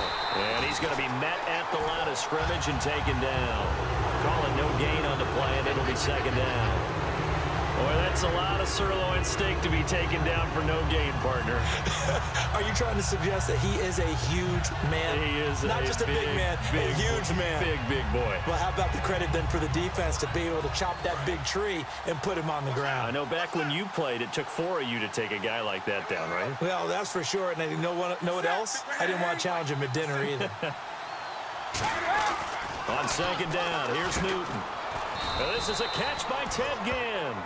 Give him 7 on the play, and that's going to bring up a 3rd down. And that's one of his advantages of a passer, is it not? With his height, setting back there in the pocket, firing it over the middle, he can really see everything clearly. It is, and I know that other quarterbacks get it done different ways, all right? You don't have to be his height to make a great play, but what he does is he takes away having to make those slide steps in the pocket to find angles to throw the ball through. He just throws right over the top of it because he can see everything, and sometimes that saves time and gets the ball to a receiver quicker. And there's a flag on the play. It's incomplete. Took a shot, couldn't connect. Illegal forward pass.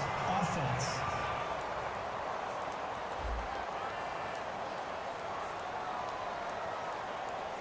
Well, there's one you don't see often, the illegal forward pass. And the reason we don't see it very often is the quarterback has to be totally beyond the line of scrimmage for the flag to come out. If any part of the quarterback is behind the line of scrimmage when he throws the ball, then it's not an illegal forward pass.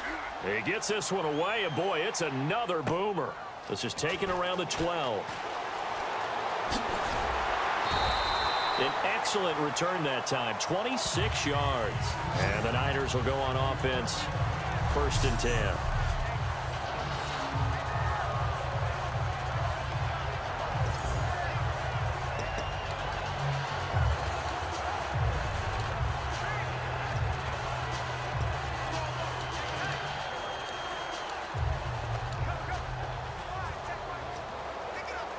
And San Francisco gets set to go here. And the last drive, the first drive for them, not very good. 3 and out. What do they go to here? Well, you don't look down at your play sheet and say, this is what the problem is. Now let's find out who my playmakers are. Get the ball in their hands, and maybe the offense will move a little bit better. Sometimes it's more important to get it to the right people rather than dialing up the right number. Exactly. Or the right play, yeah. That too. And a look at Hyde there, Charles. He had a good start to the preseason, didn't he? He certainly did, and there couldn't have been anyone more excited about Chip Kelly being hired as a head coach than Carlos Hyde, because if you study Chip Kelly's offense, it all starts with the running back. Now Gabbard, and he'll be hit as he releases it, and that'll fall incomplete. When defenses get to the quarterback that quickly, a lot of times it's called a jailbreak. It wasn't quite that fast, but fast enough that he had no time to look downfield and set himself to throw the ball. And as he tried to do that, he was hit, and it forced an incompletion. Tough spot for the offense, 3rd and 8.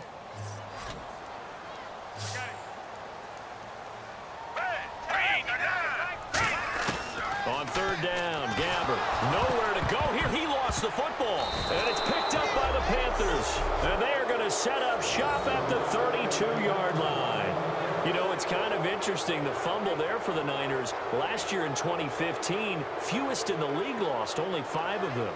And had a record that would suggest that they had a bunch of them, right? Yeah. So it's really counterintuitive when you think about it, to only have 5 fumbles and really have the struggles they had during that season.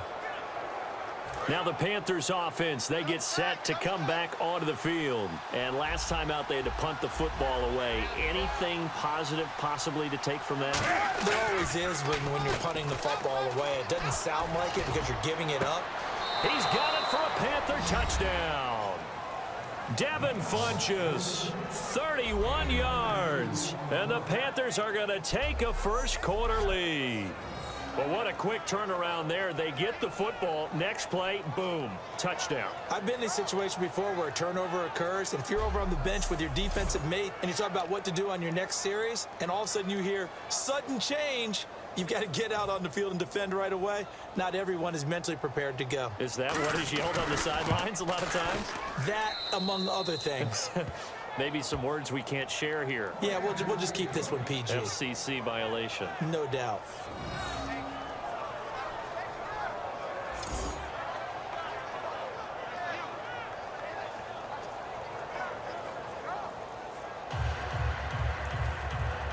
Gano now following the touchdown here to kick it away. This fielded at the 2.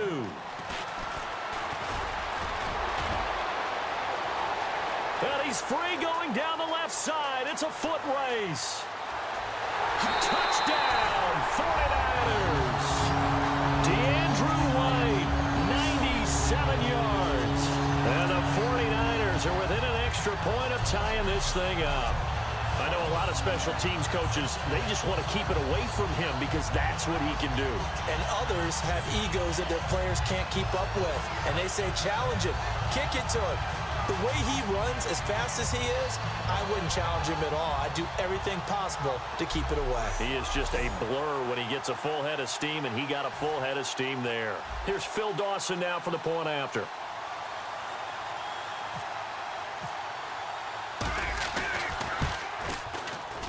It's good, and we're all tied at 7 apiece.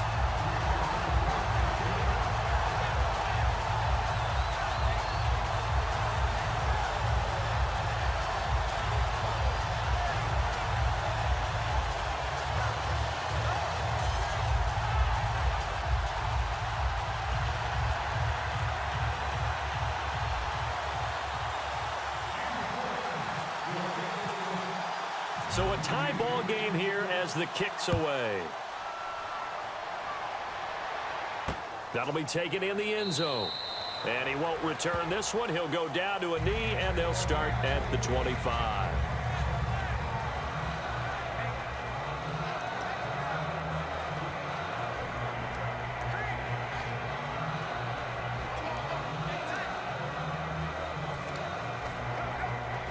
Onto the field, here come the Panthers. And they will simply, Charles, be looking to duplicate what they did last drive when they were able to push it in for 6.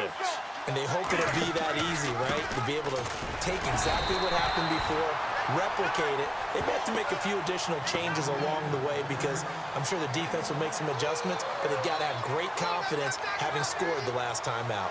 Now, that's the type of play that'll fire up a defense. Hold them to 1 yard on a first down run. It'll be interesting to see if the offense decides to press the run at all, or if they'll abandon it now after gaining only 1 on that play. See if they stay on the ground for 2nd down.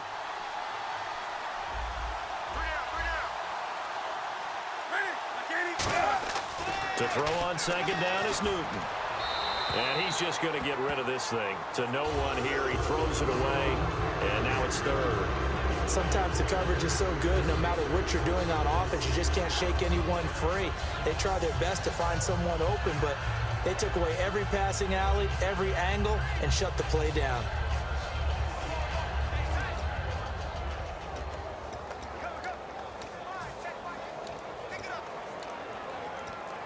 Still 9 yards to go on 3rd down.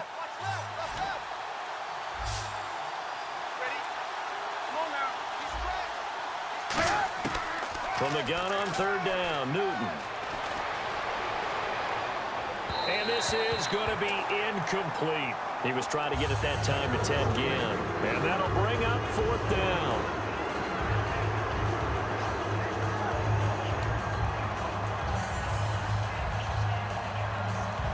Here's Mike Cyphers now as he's on to punt for Carolina.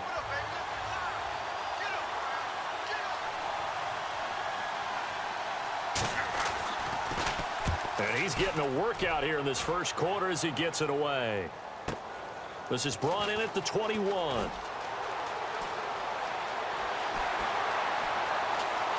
Oh, he's got some breathing room. He had 1 man to beat. It takes a touchdown-saving tackle to bring him down. And this offense now with a short field ahead. 1st and 10 at the 15-yard line. Brandon, if I'm on offense, I'm sprinting out on the field now. Look at the momentum play that they just got with that big-time return. Sets them up in great position.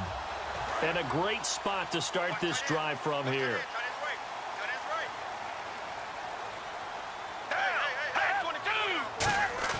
They go play action here on 1st down.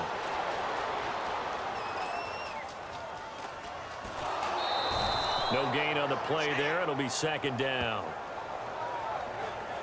Well, he strung it out as far as he could, and I like the fact that he kept his eyes downfield, but he finally ran out of time and room. But I'll take that over forcing it downfield and possibly having it intercepted.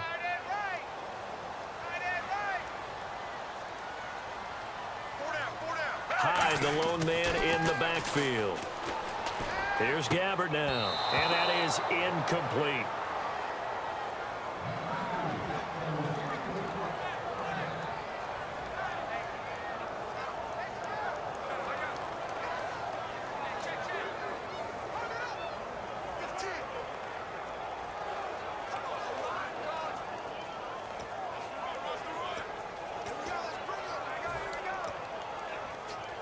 And this will probably be the last play of the quarter. And the Panthers bring in their nickel set as they try to defend here on third down. 5 defensive backs.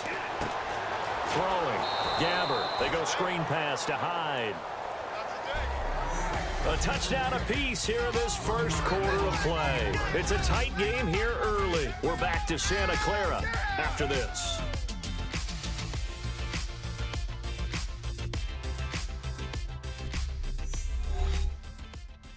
This presentation of the NFL on EA Sports is brought to you by Snickers. You're off your game when you're hungry. Snickers satisfies. Second quarter now. Brandon Gaud and Charles Davis with you. It's the 49ers in control of the football. They are, however, facing a fourth down situation.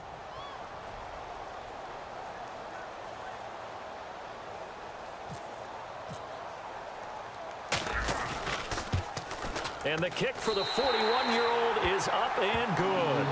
And they take the lead here now at 10-7. The offense got the ball in a good spot, but they went nowhere. They settled for 3. Brandon, I think it's safe to say that was a major disappointment. Had a great opportunity, excellent field position, and did not be able to move the ball at all. Big-time letdown.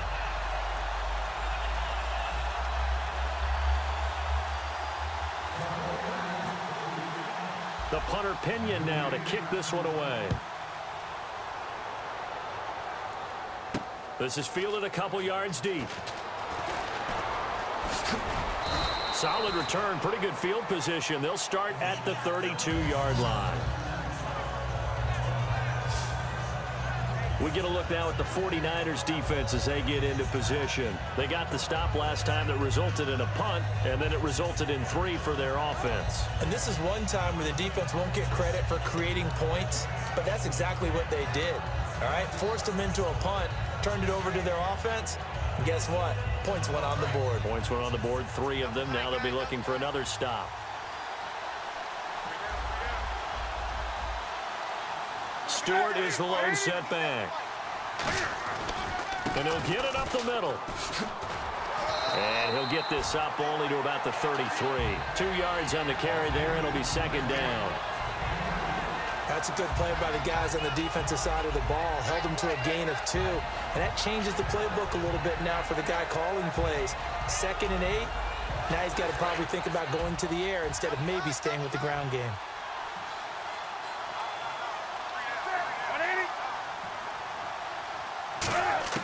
Here's Newton now on second down. And Olsen over the middle. It's a gain of 5. And that'll lead here to a third down. When you execute a drag or a crossing route really well and give them a chance to let it develop a little bit, you can gain some significant yardage hitting your tight end on that one.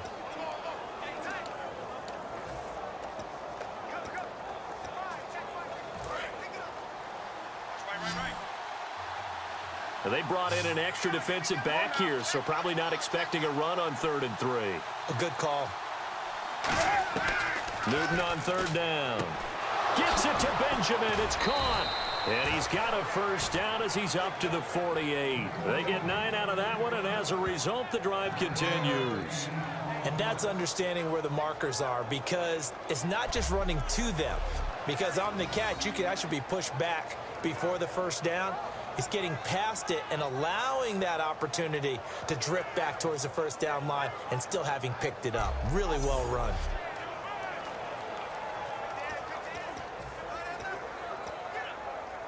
And the offense lining up 1st and 10.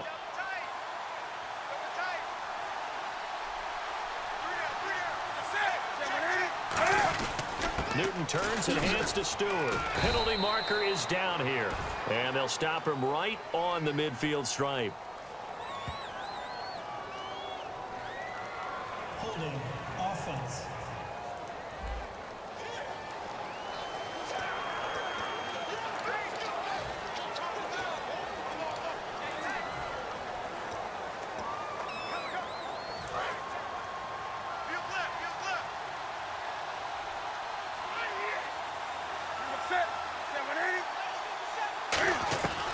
Following the penalty, here's Stewart. And he'll lose yardage on the play back at the 37-yard line. It's a loss of 2 there, bringing up second down. I'm not sure they could have had a better call there for the defense. Blitz was called, and they're setting up for a draw. When you're blitzing, you're likely to beat them to the punch because they're going to take a little extra time to set up. Talk about the offensive line. In this case, you'll get into the backfield before they can get set up.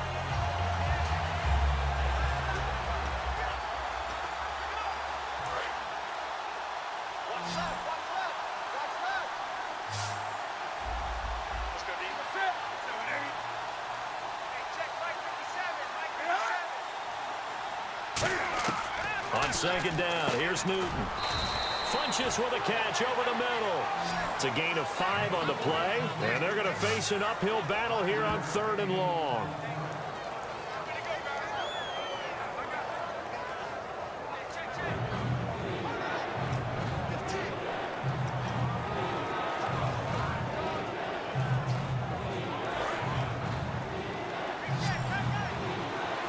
So it's 3rd and long, and defensively not a real surprise. They're in the dime. 3rd and long, it's Newton. To the sideline, and oh, a nice catch there. Made sure the feet were inbounds, and they were. Was that a receiver? Yeah, actually it was. There's a running back who was a receiver on the play. Ike's been spending time in the receiver drills getting his feet down. Well, those guys out of the backfield, they got to be good, agile with their feet. He showed the agility there with a toe tap. No doubt about it. It's like he'd went to ballet school. Got the toes down and stayed in bounds. Averaging over 50 yards a punt so far as this one's away.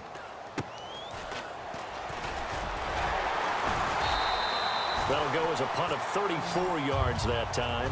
And the offense will take over with a new set of downs. The 49er offense now making their way out onto the field. And they split the uprights last time for 3. They've got the lead. They're not going to play this conservative. They're not hoping for another field goal. They're hoping for a touchdown. I'm with you on that one. I like where your head is. I like the way you're thinking because you're exactly right. Trying to sit on a lead and play that way, that doesn't work too well for most teams. Run your offense. Run what you do best. Exactly. Put it all the way down and try and increase your lead in a big way. And the best way to do it, touchdowns. Carlos Hyde's a physical, tough runner. Had a few dings, but I don't think he should change a thing in terms of style. And I think that playing in Chip Kelly's offense gives him a chance to catch the ball more as well. He can do both with him, Kenny. And he said he's excited to be in that Chip Kelly offense. I think the versatility will really be to his liking. And a new set of downs here after picking up the first on the ground.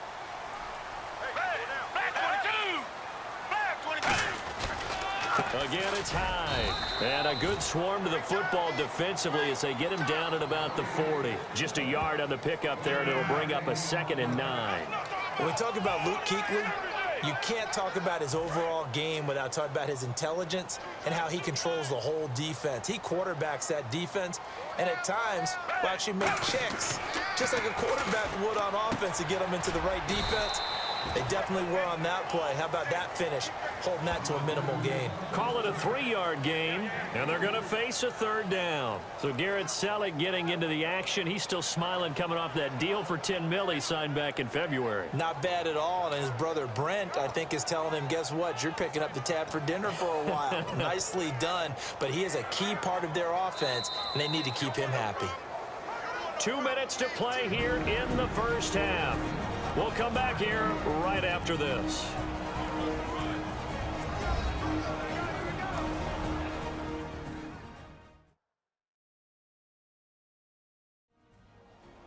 A reminder that when halftime rolls around, Larry Ridley will have all the highlights and analysis of this first half of play from our studios in Orlando.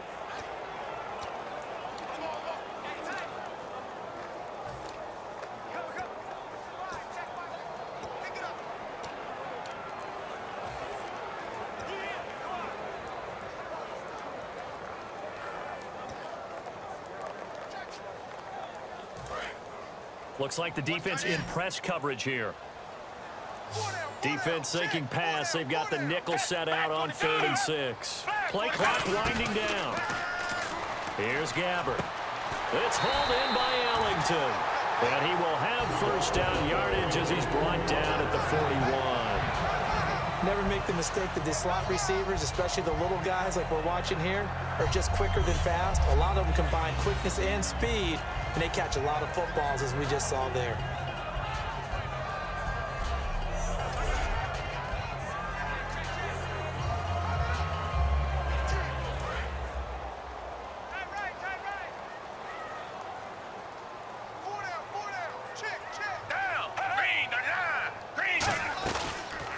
Here's the option going right.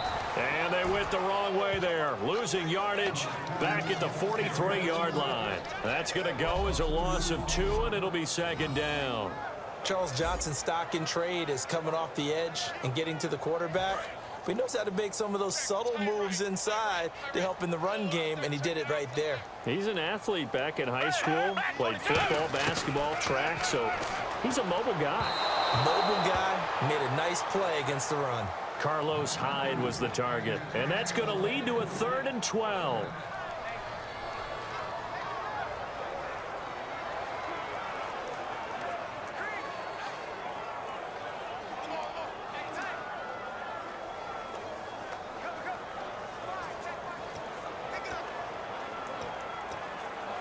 And the offense looking to pick up the first down after the 2nd down incompletion. So now a 3rd and 12 with an extra defender here in the secondary, a nickel look. Here's Gabbert now. He sets into a double team, and it's intercepted. It's the safety, Kirk Coleman. And a big turnover there as his guys will get the football back. That was a really nice interception. I think it illustrates the differences between playing man and playing zone. When you're in man, all you're focused on is the receiver in front of you. But when you're in zone, you're allowed to read the quarterback's eyes and go to the ball. That's exactly what happened on that play. And the Panthers coming out now. And what do you think goes on here in this situation? If you got the football, you're trailing, you're back in your own territory with just a little time. Do you try something? You're thinking about jump-starting your team, right? You just mentioned it. They're down. They're trying to get back into the game. But you got to figure, if something goes wrong, you may have put yourself in a spot where you may not be able to come back in the second half. Managing risk is a big decision here. Finding time. And he'll toss this one incomplete. Seeing no options, he throws it away. All right, partner, while we have a second, a lot of people want to talk rookie quarterbacks early on. What have you seen? The usual. They're going to be ups and downs. Jared Goff with the Rams, Carson Wentz with the Eagles, both of them a little bit shaky, and both sustained injuries. Connor Cook surprised people and played well in Oakland, but how about Trevon Boykin in Seattle? Great. He was phenomenal coming back in and leading them to a victory.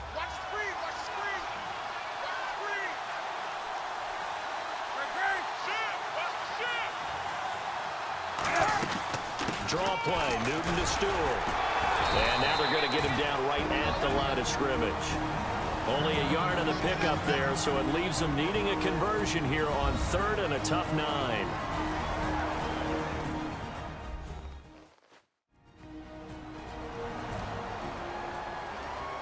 So the offense takes the timeout, and they are back out and ready to rock.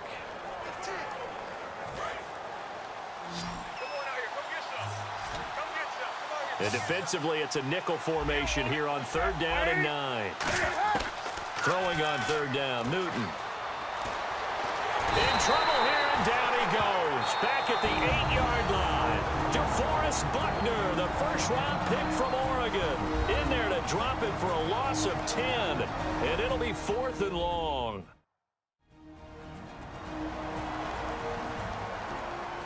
The defense, they got a little bit of a breather. Now they're back and set as we resume play. Here's Mike Cyphers now as the drive goes backwards, so he's on to punt it away.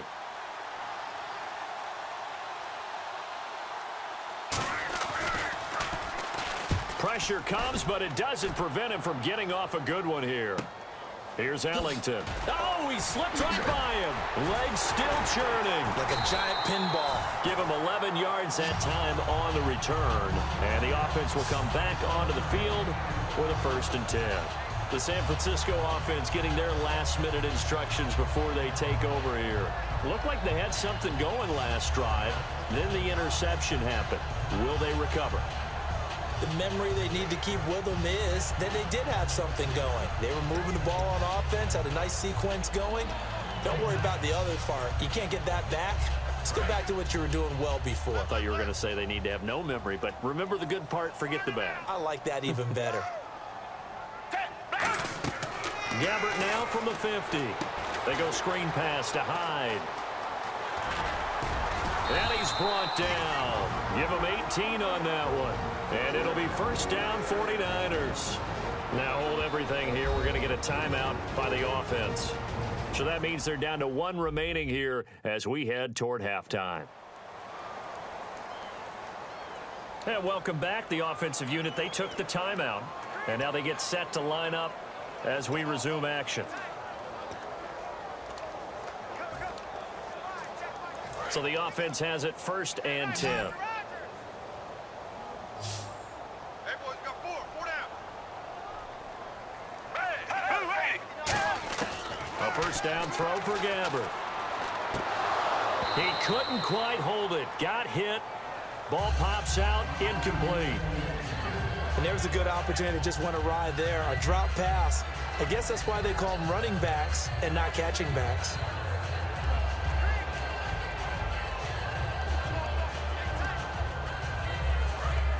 Looking to jam the receivers at the line here. Press coverage look defensively. They come out 5 wide. 3 of them to the right side.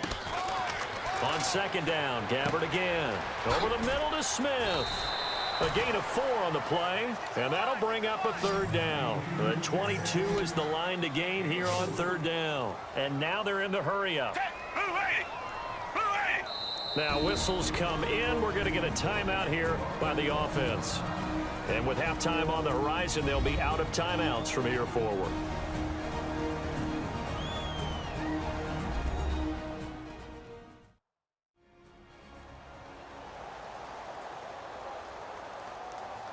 So the offensive unit called the TO, and now we are ready to resume play. So with 1 second left in the half, on is the field goal unit. He made his first attempt, this from 45.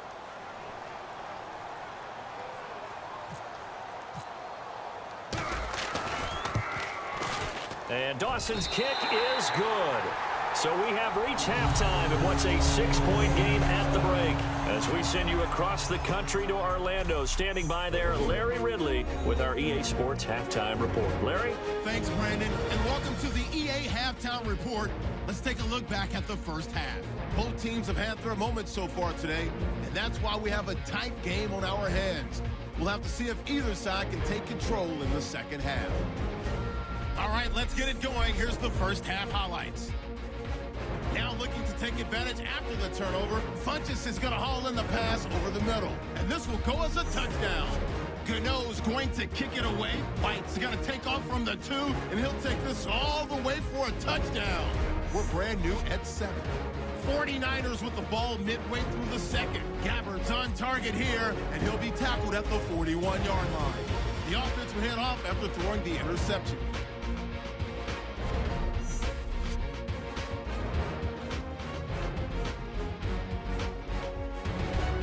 First and 10, Hines going to haul in the pass, and he'll eventually be brought down, but not before getting to the 32-yard line.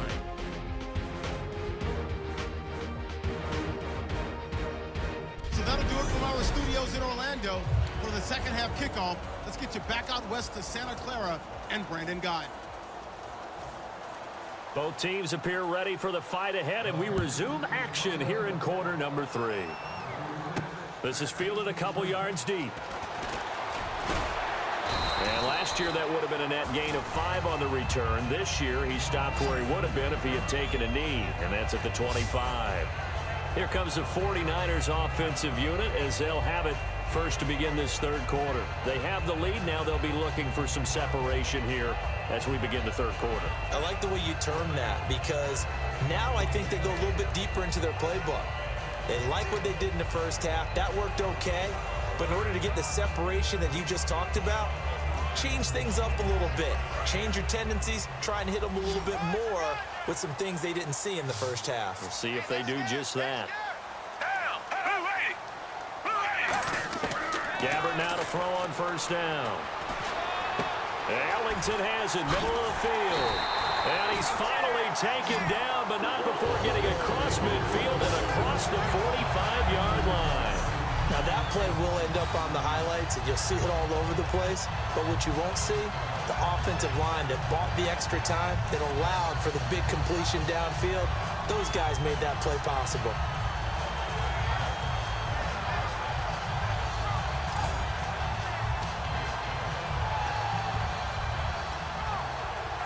Fresh set of downs here. And on the outside, they're playing press coverage.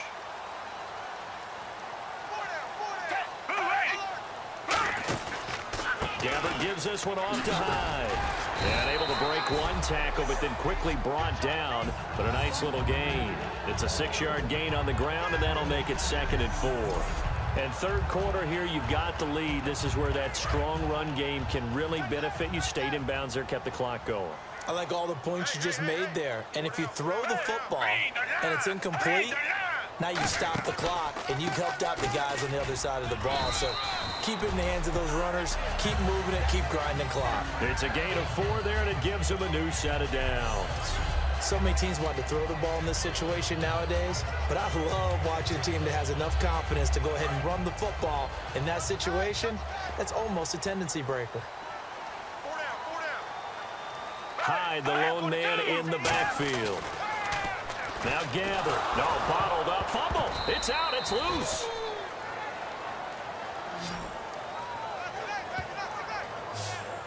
On plays like this, when the ball comes free, it's often unusual for the team that lost it to get it back, because this is the quarterback. The ball gets away from him.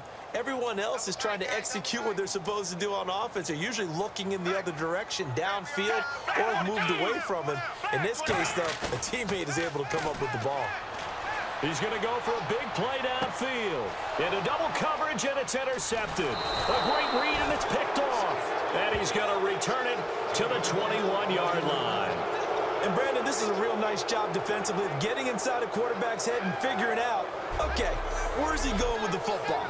Because you can make an educated guess defensively. Not all the time, but sometimes. And when you're right, you've got a decent chance of coming away with the football. The Panthers offense now, they head back on the field for their first possession of the second half. And a tight game after punting last time. See if they can get something going on this drive. As they head to the field now, with the game this close, you've got to feel there's a sense of urgency for them going on offense right now. But they have to do it without letting panic creep in and affect their play. The goal of a wide receiver screen is get enough blockers in front to create a wall and let him pick his spot to run the football. How about the defense there, swarming to it and not allowing that to happen? Did not let him get downfield.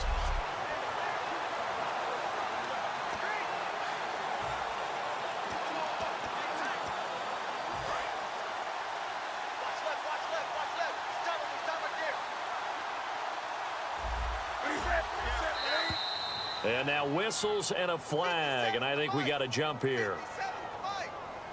Encroachment, defense.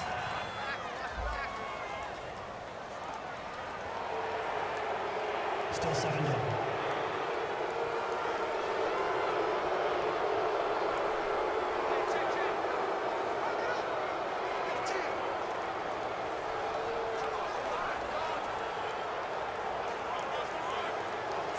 Second down and 4.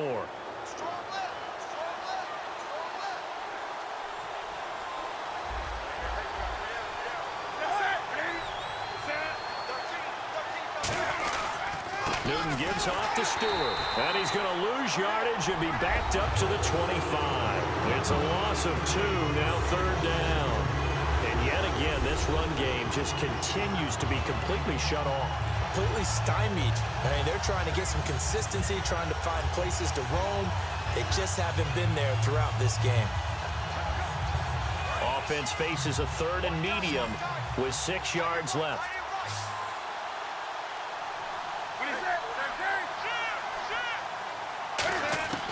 From the gun on 3rd down, Newton. And he finds a man. It's Olsen. 8 yards there on a 1st down. That throw has to be a quarterback's dream, doesn't it? Big tight end, curling in the middle of the field, so it's great sight lines for him. And when they show their numbers back to the quarterback, when they sit down right there, that should be pitch and catch.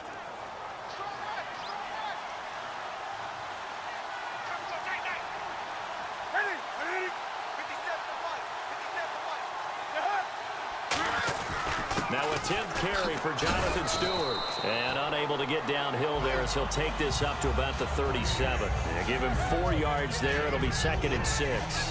Not a run that you're going to write home about, but still a good 1st down run. That's what an offense calls staying on schedule. 3 to 4 yards on 1st down, you're set up very well for the rest of the drive.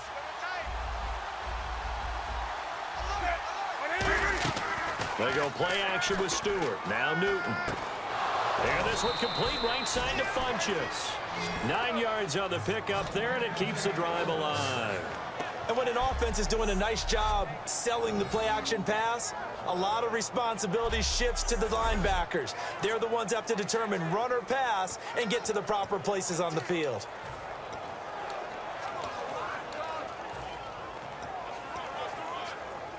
First down and 10 now for the offensive group.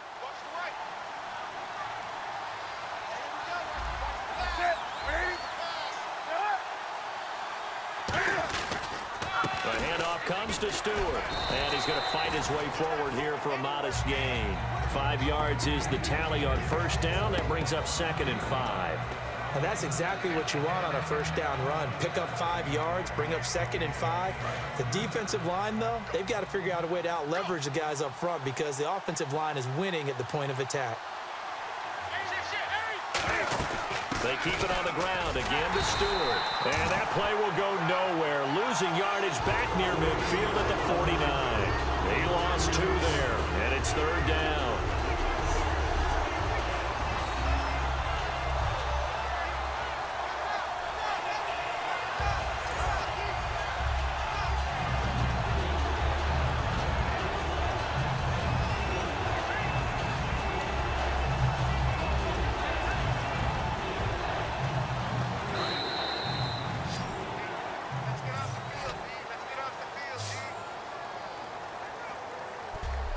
So the scoring dried up here in the 3rd. Nothing that quarter for either side. We'll return with more after this. This is the NFL, and it's on EA Sports.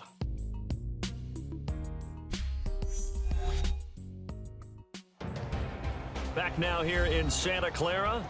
It's the Panthers in possession of the football, but facing a deficit here as we get to the 4th and final quarter of play.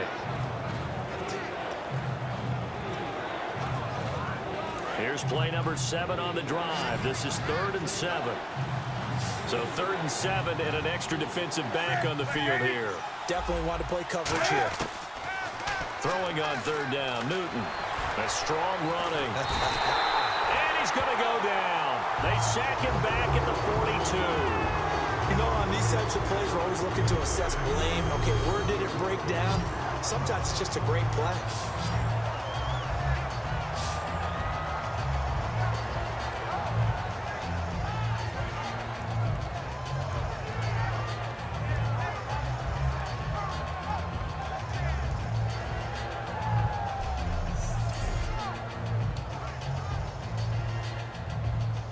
Here's Mike Cyphers now, as he'll come on to kick for a 6th time tonight.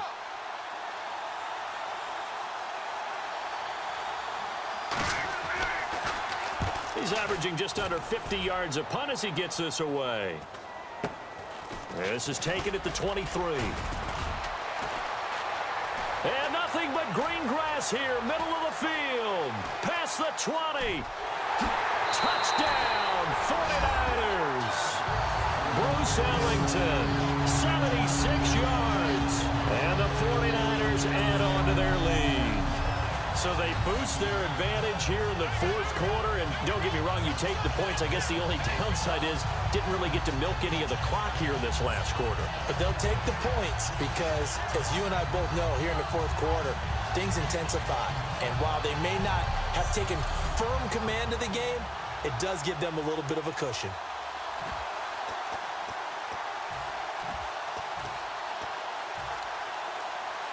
Now Dawson for the extra point.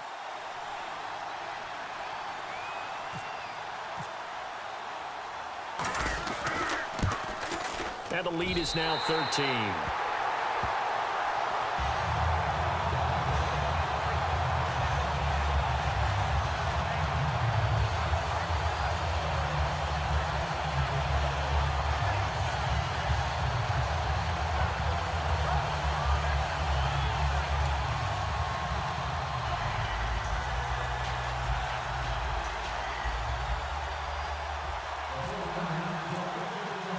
So after the punt return touchdown, let's see what their opponents can do with this kickoff. This is fielded a couple yards deep. And he'll get it up to about the 26-yard line, just across the 25.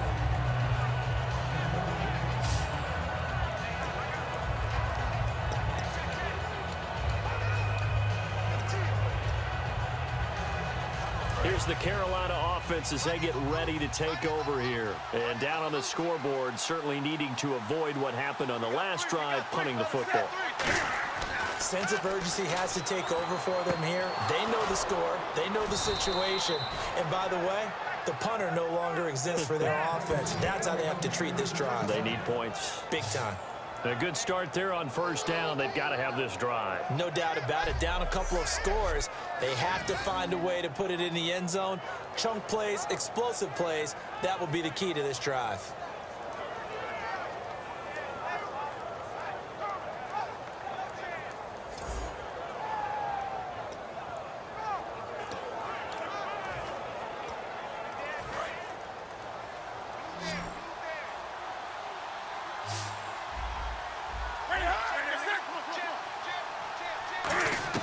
Now Newton on first down. He's got time. Looking for Gannon. It's intercepted. Picked up by the All-Pro, Navarro Bowman. And he's able to get it back here to the 43-yard line. Partner, we always talk about possessions being at a premium in these games. And now in this situation, throwing an interception here when you have to claw your way back in, that one's going to hurt, and in a big way.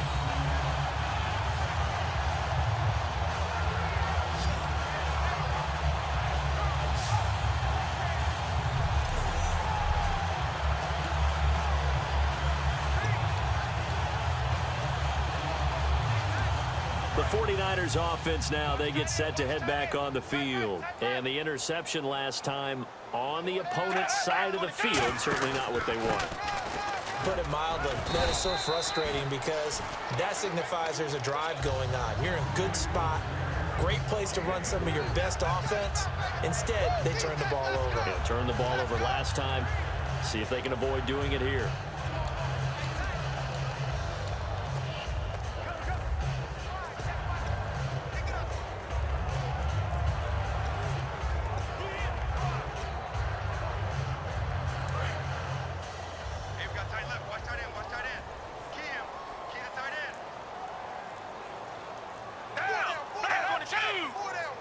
The play clock's running down.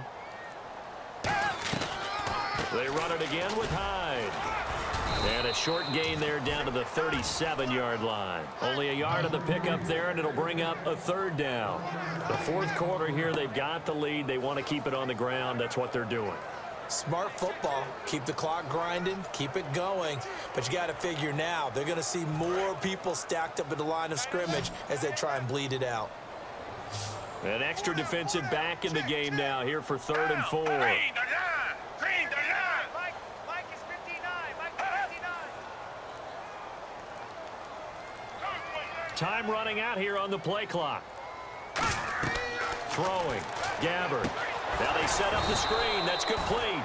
And he'll lose yardage on the play back at the 45-yard line. A loss of 8 on the play, and it brings up 4th.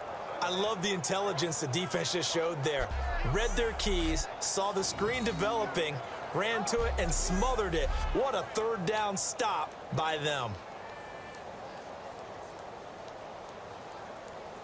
Here's Bradley Pinion now. On for his second punt. He'd take a repeat of his first.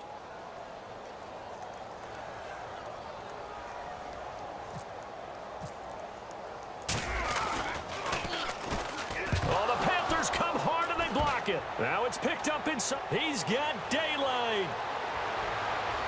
Touchdown, Carolina. Partners, you well know every block punt wasn't necessarily a called block. Sometimes the guy just finds his way back there. Doesn't matter. The play happens, and that one turned into 6 points because they handled it so well after the block.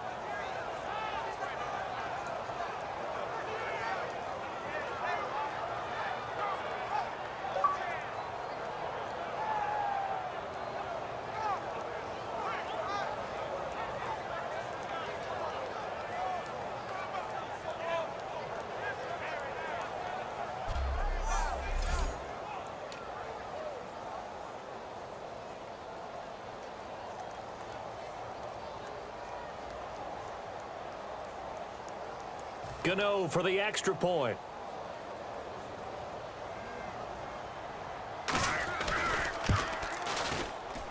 And it's good. The deficit 6, 20-14.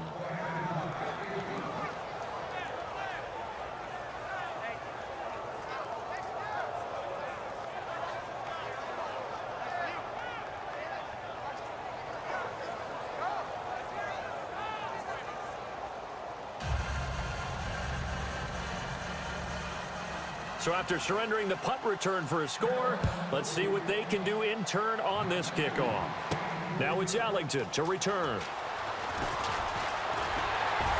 And a good effort on the return there. Gets him across the 30 to the 33-yard line. The Panthers defense, they make their way back out there now. They sure didn't get a whole lot of rest. They had the 3 and out, forced a punt, but that's returned for a touchdown, so they're on the field quickly. So they're cheering.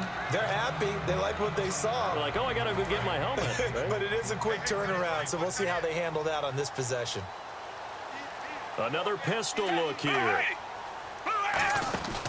They start the drive with Hyde. Looking for a cutback lane, but nothing there as he's met at the line of scrimmage. Time for a break. We'll come back, see what transpires after this.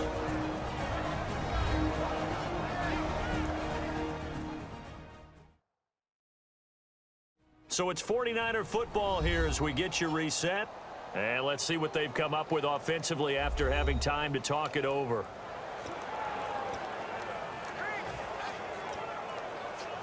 So now 11 yards to go for this offensive unit. It's second down.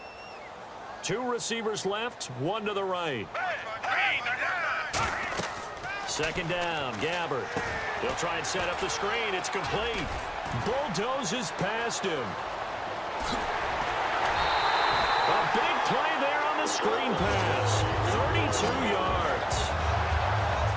As we continue to advance in the NFL, as people continue to scout players, they really don't care as much about body types as they care about those guys who can make people miss, run through tackles, and gain all that additional run after catch. Anybody who has that ability, they want them on their team.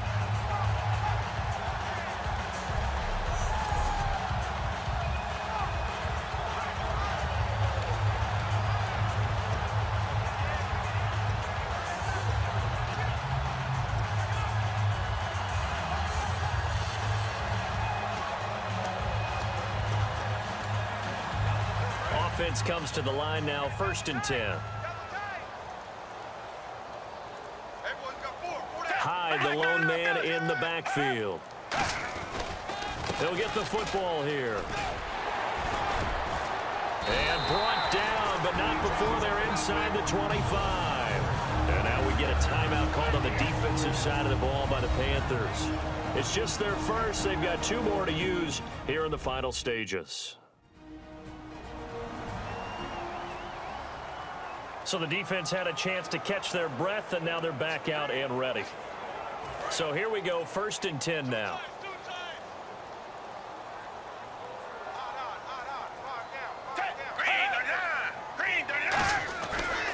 10th carry for Hyde.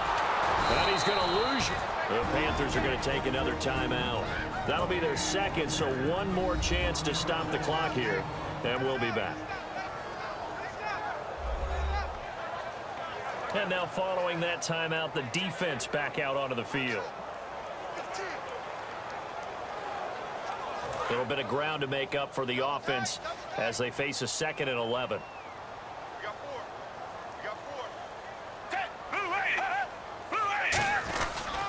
Now a run with Hyde. And a short gain here down to the 22.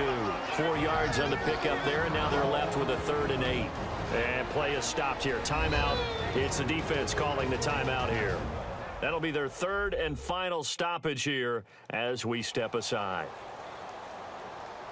So a defensive timeout, chance to regather, regroup, and get set as we resume action. 3rd down now following the run.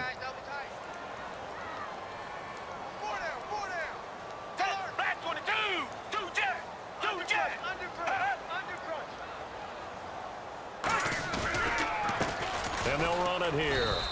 That'll make it 4th down after a loss of 1. That was a nice play by the defense, but the offense can't let that one play define them. Let it go, move on, and start over again.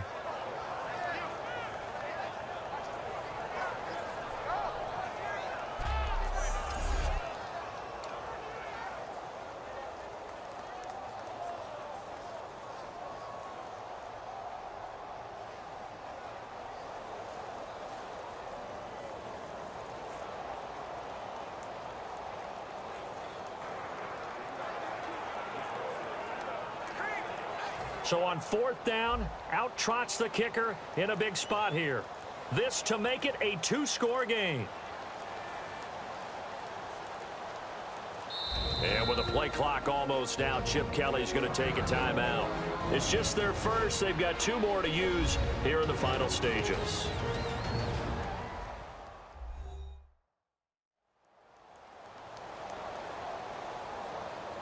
And we are back here. I'm Brandon Gaudin alongside Charles Davis. So the offense takes the timeout, and now we're set to get going.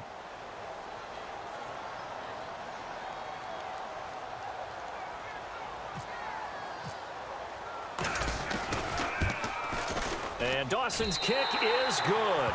And that will make this a 9-point lead. So barring something extraordinary, something crazy here in the closing stages, that field goal should just about put this one on ice. Brandon, this will be a great win for them. The better team's going to win this game, no question about it.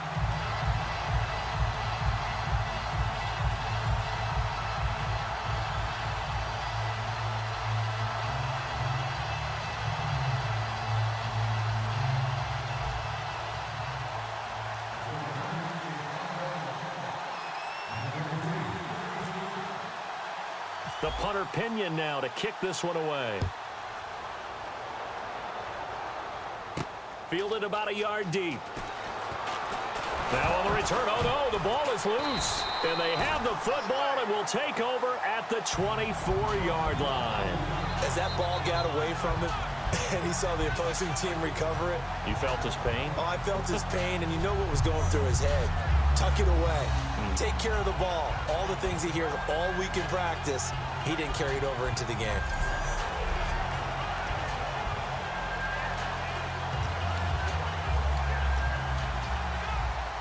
And they'll start this drive with very good field position. Again, we'll see the pistol here. Handoff comes to Hyde. And able to push his way forward here for a good little gain.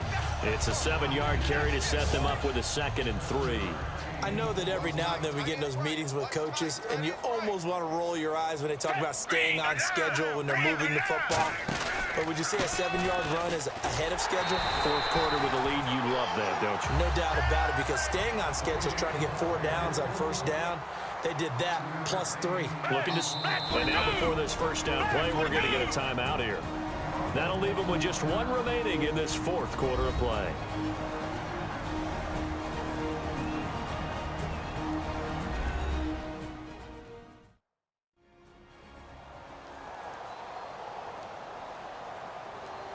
So we're back in the offense getting set following the call of that timeout.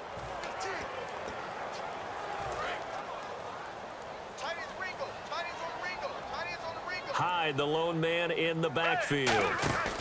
He's going to get the football. And he'll take this one inside the 10 down to the 8. Give him 3 on first down. It'll set up a 2nd and 7. And now it looks like they're going to be in the hurry up.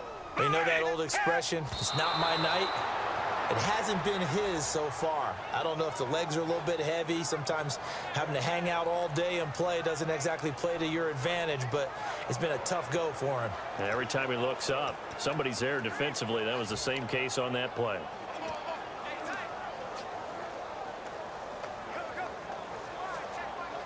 Oh, now look at this. They're lining up to add 3 more, little insult to injury here late in the game. This from 25 yards out.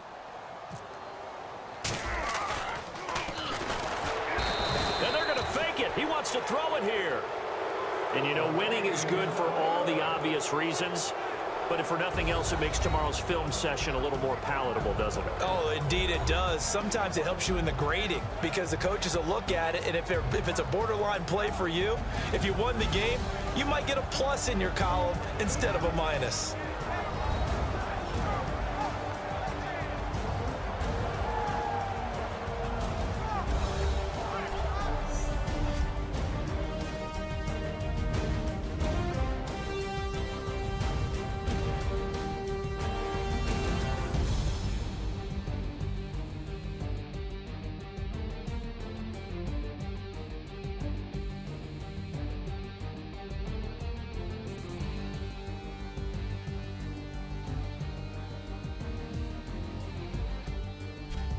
So that'll just about do it for Charles Davis. I'm Brandon Gaudin. You've been watching the NFL on EA Sports. For more, log on to easports.com. The 49ers get the win here at home as we say so long from Santa Clara.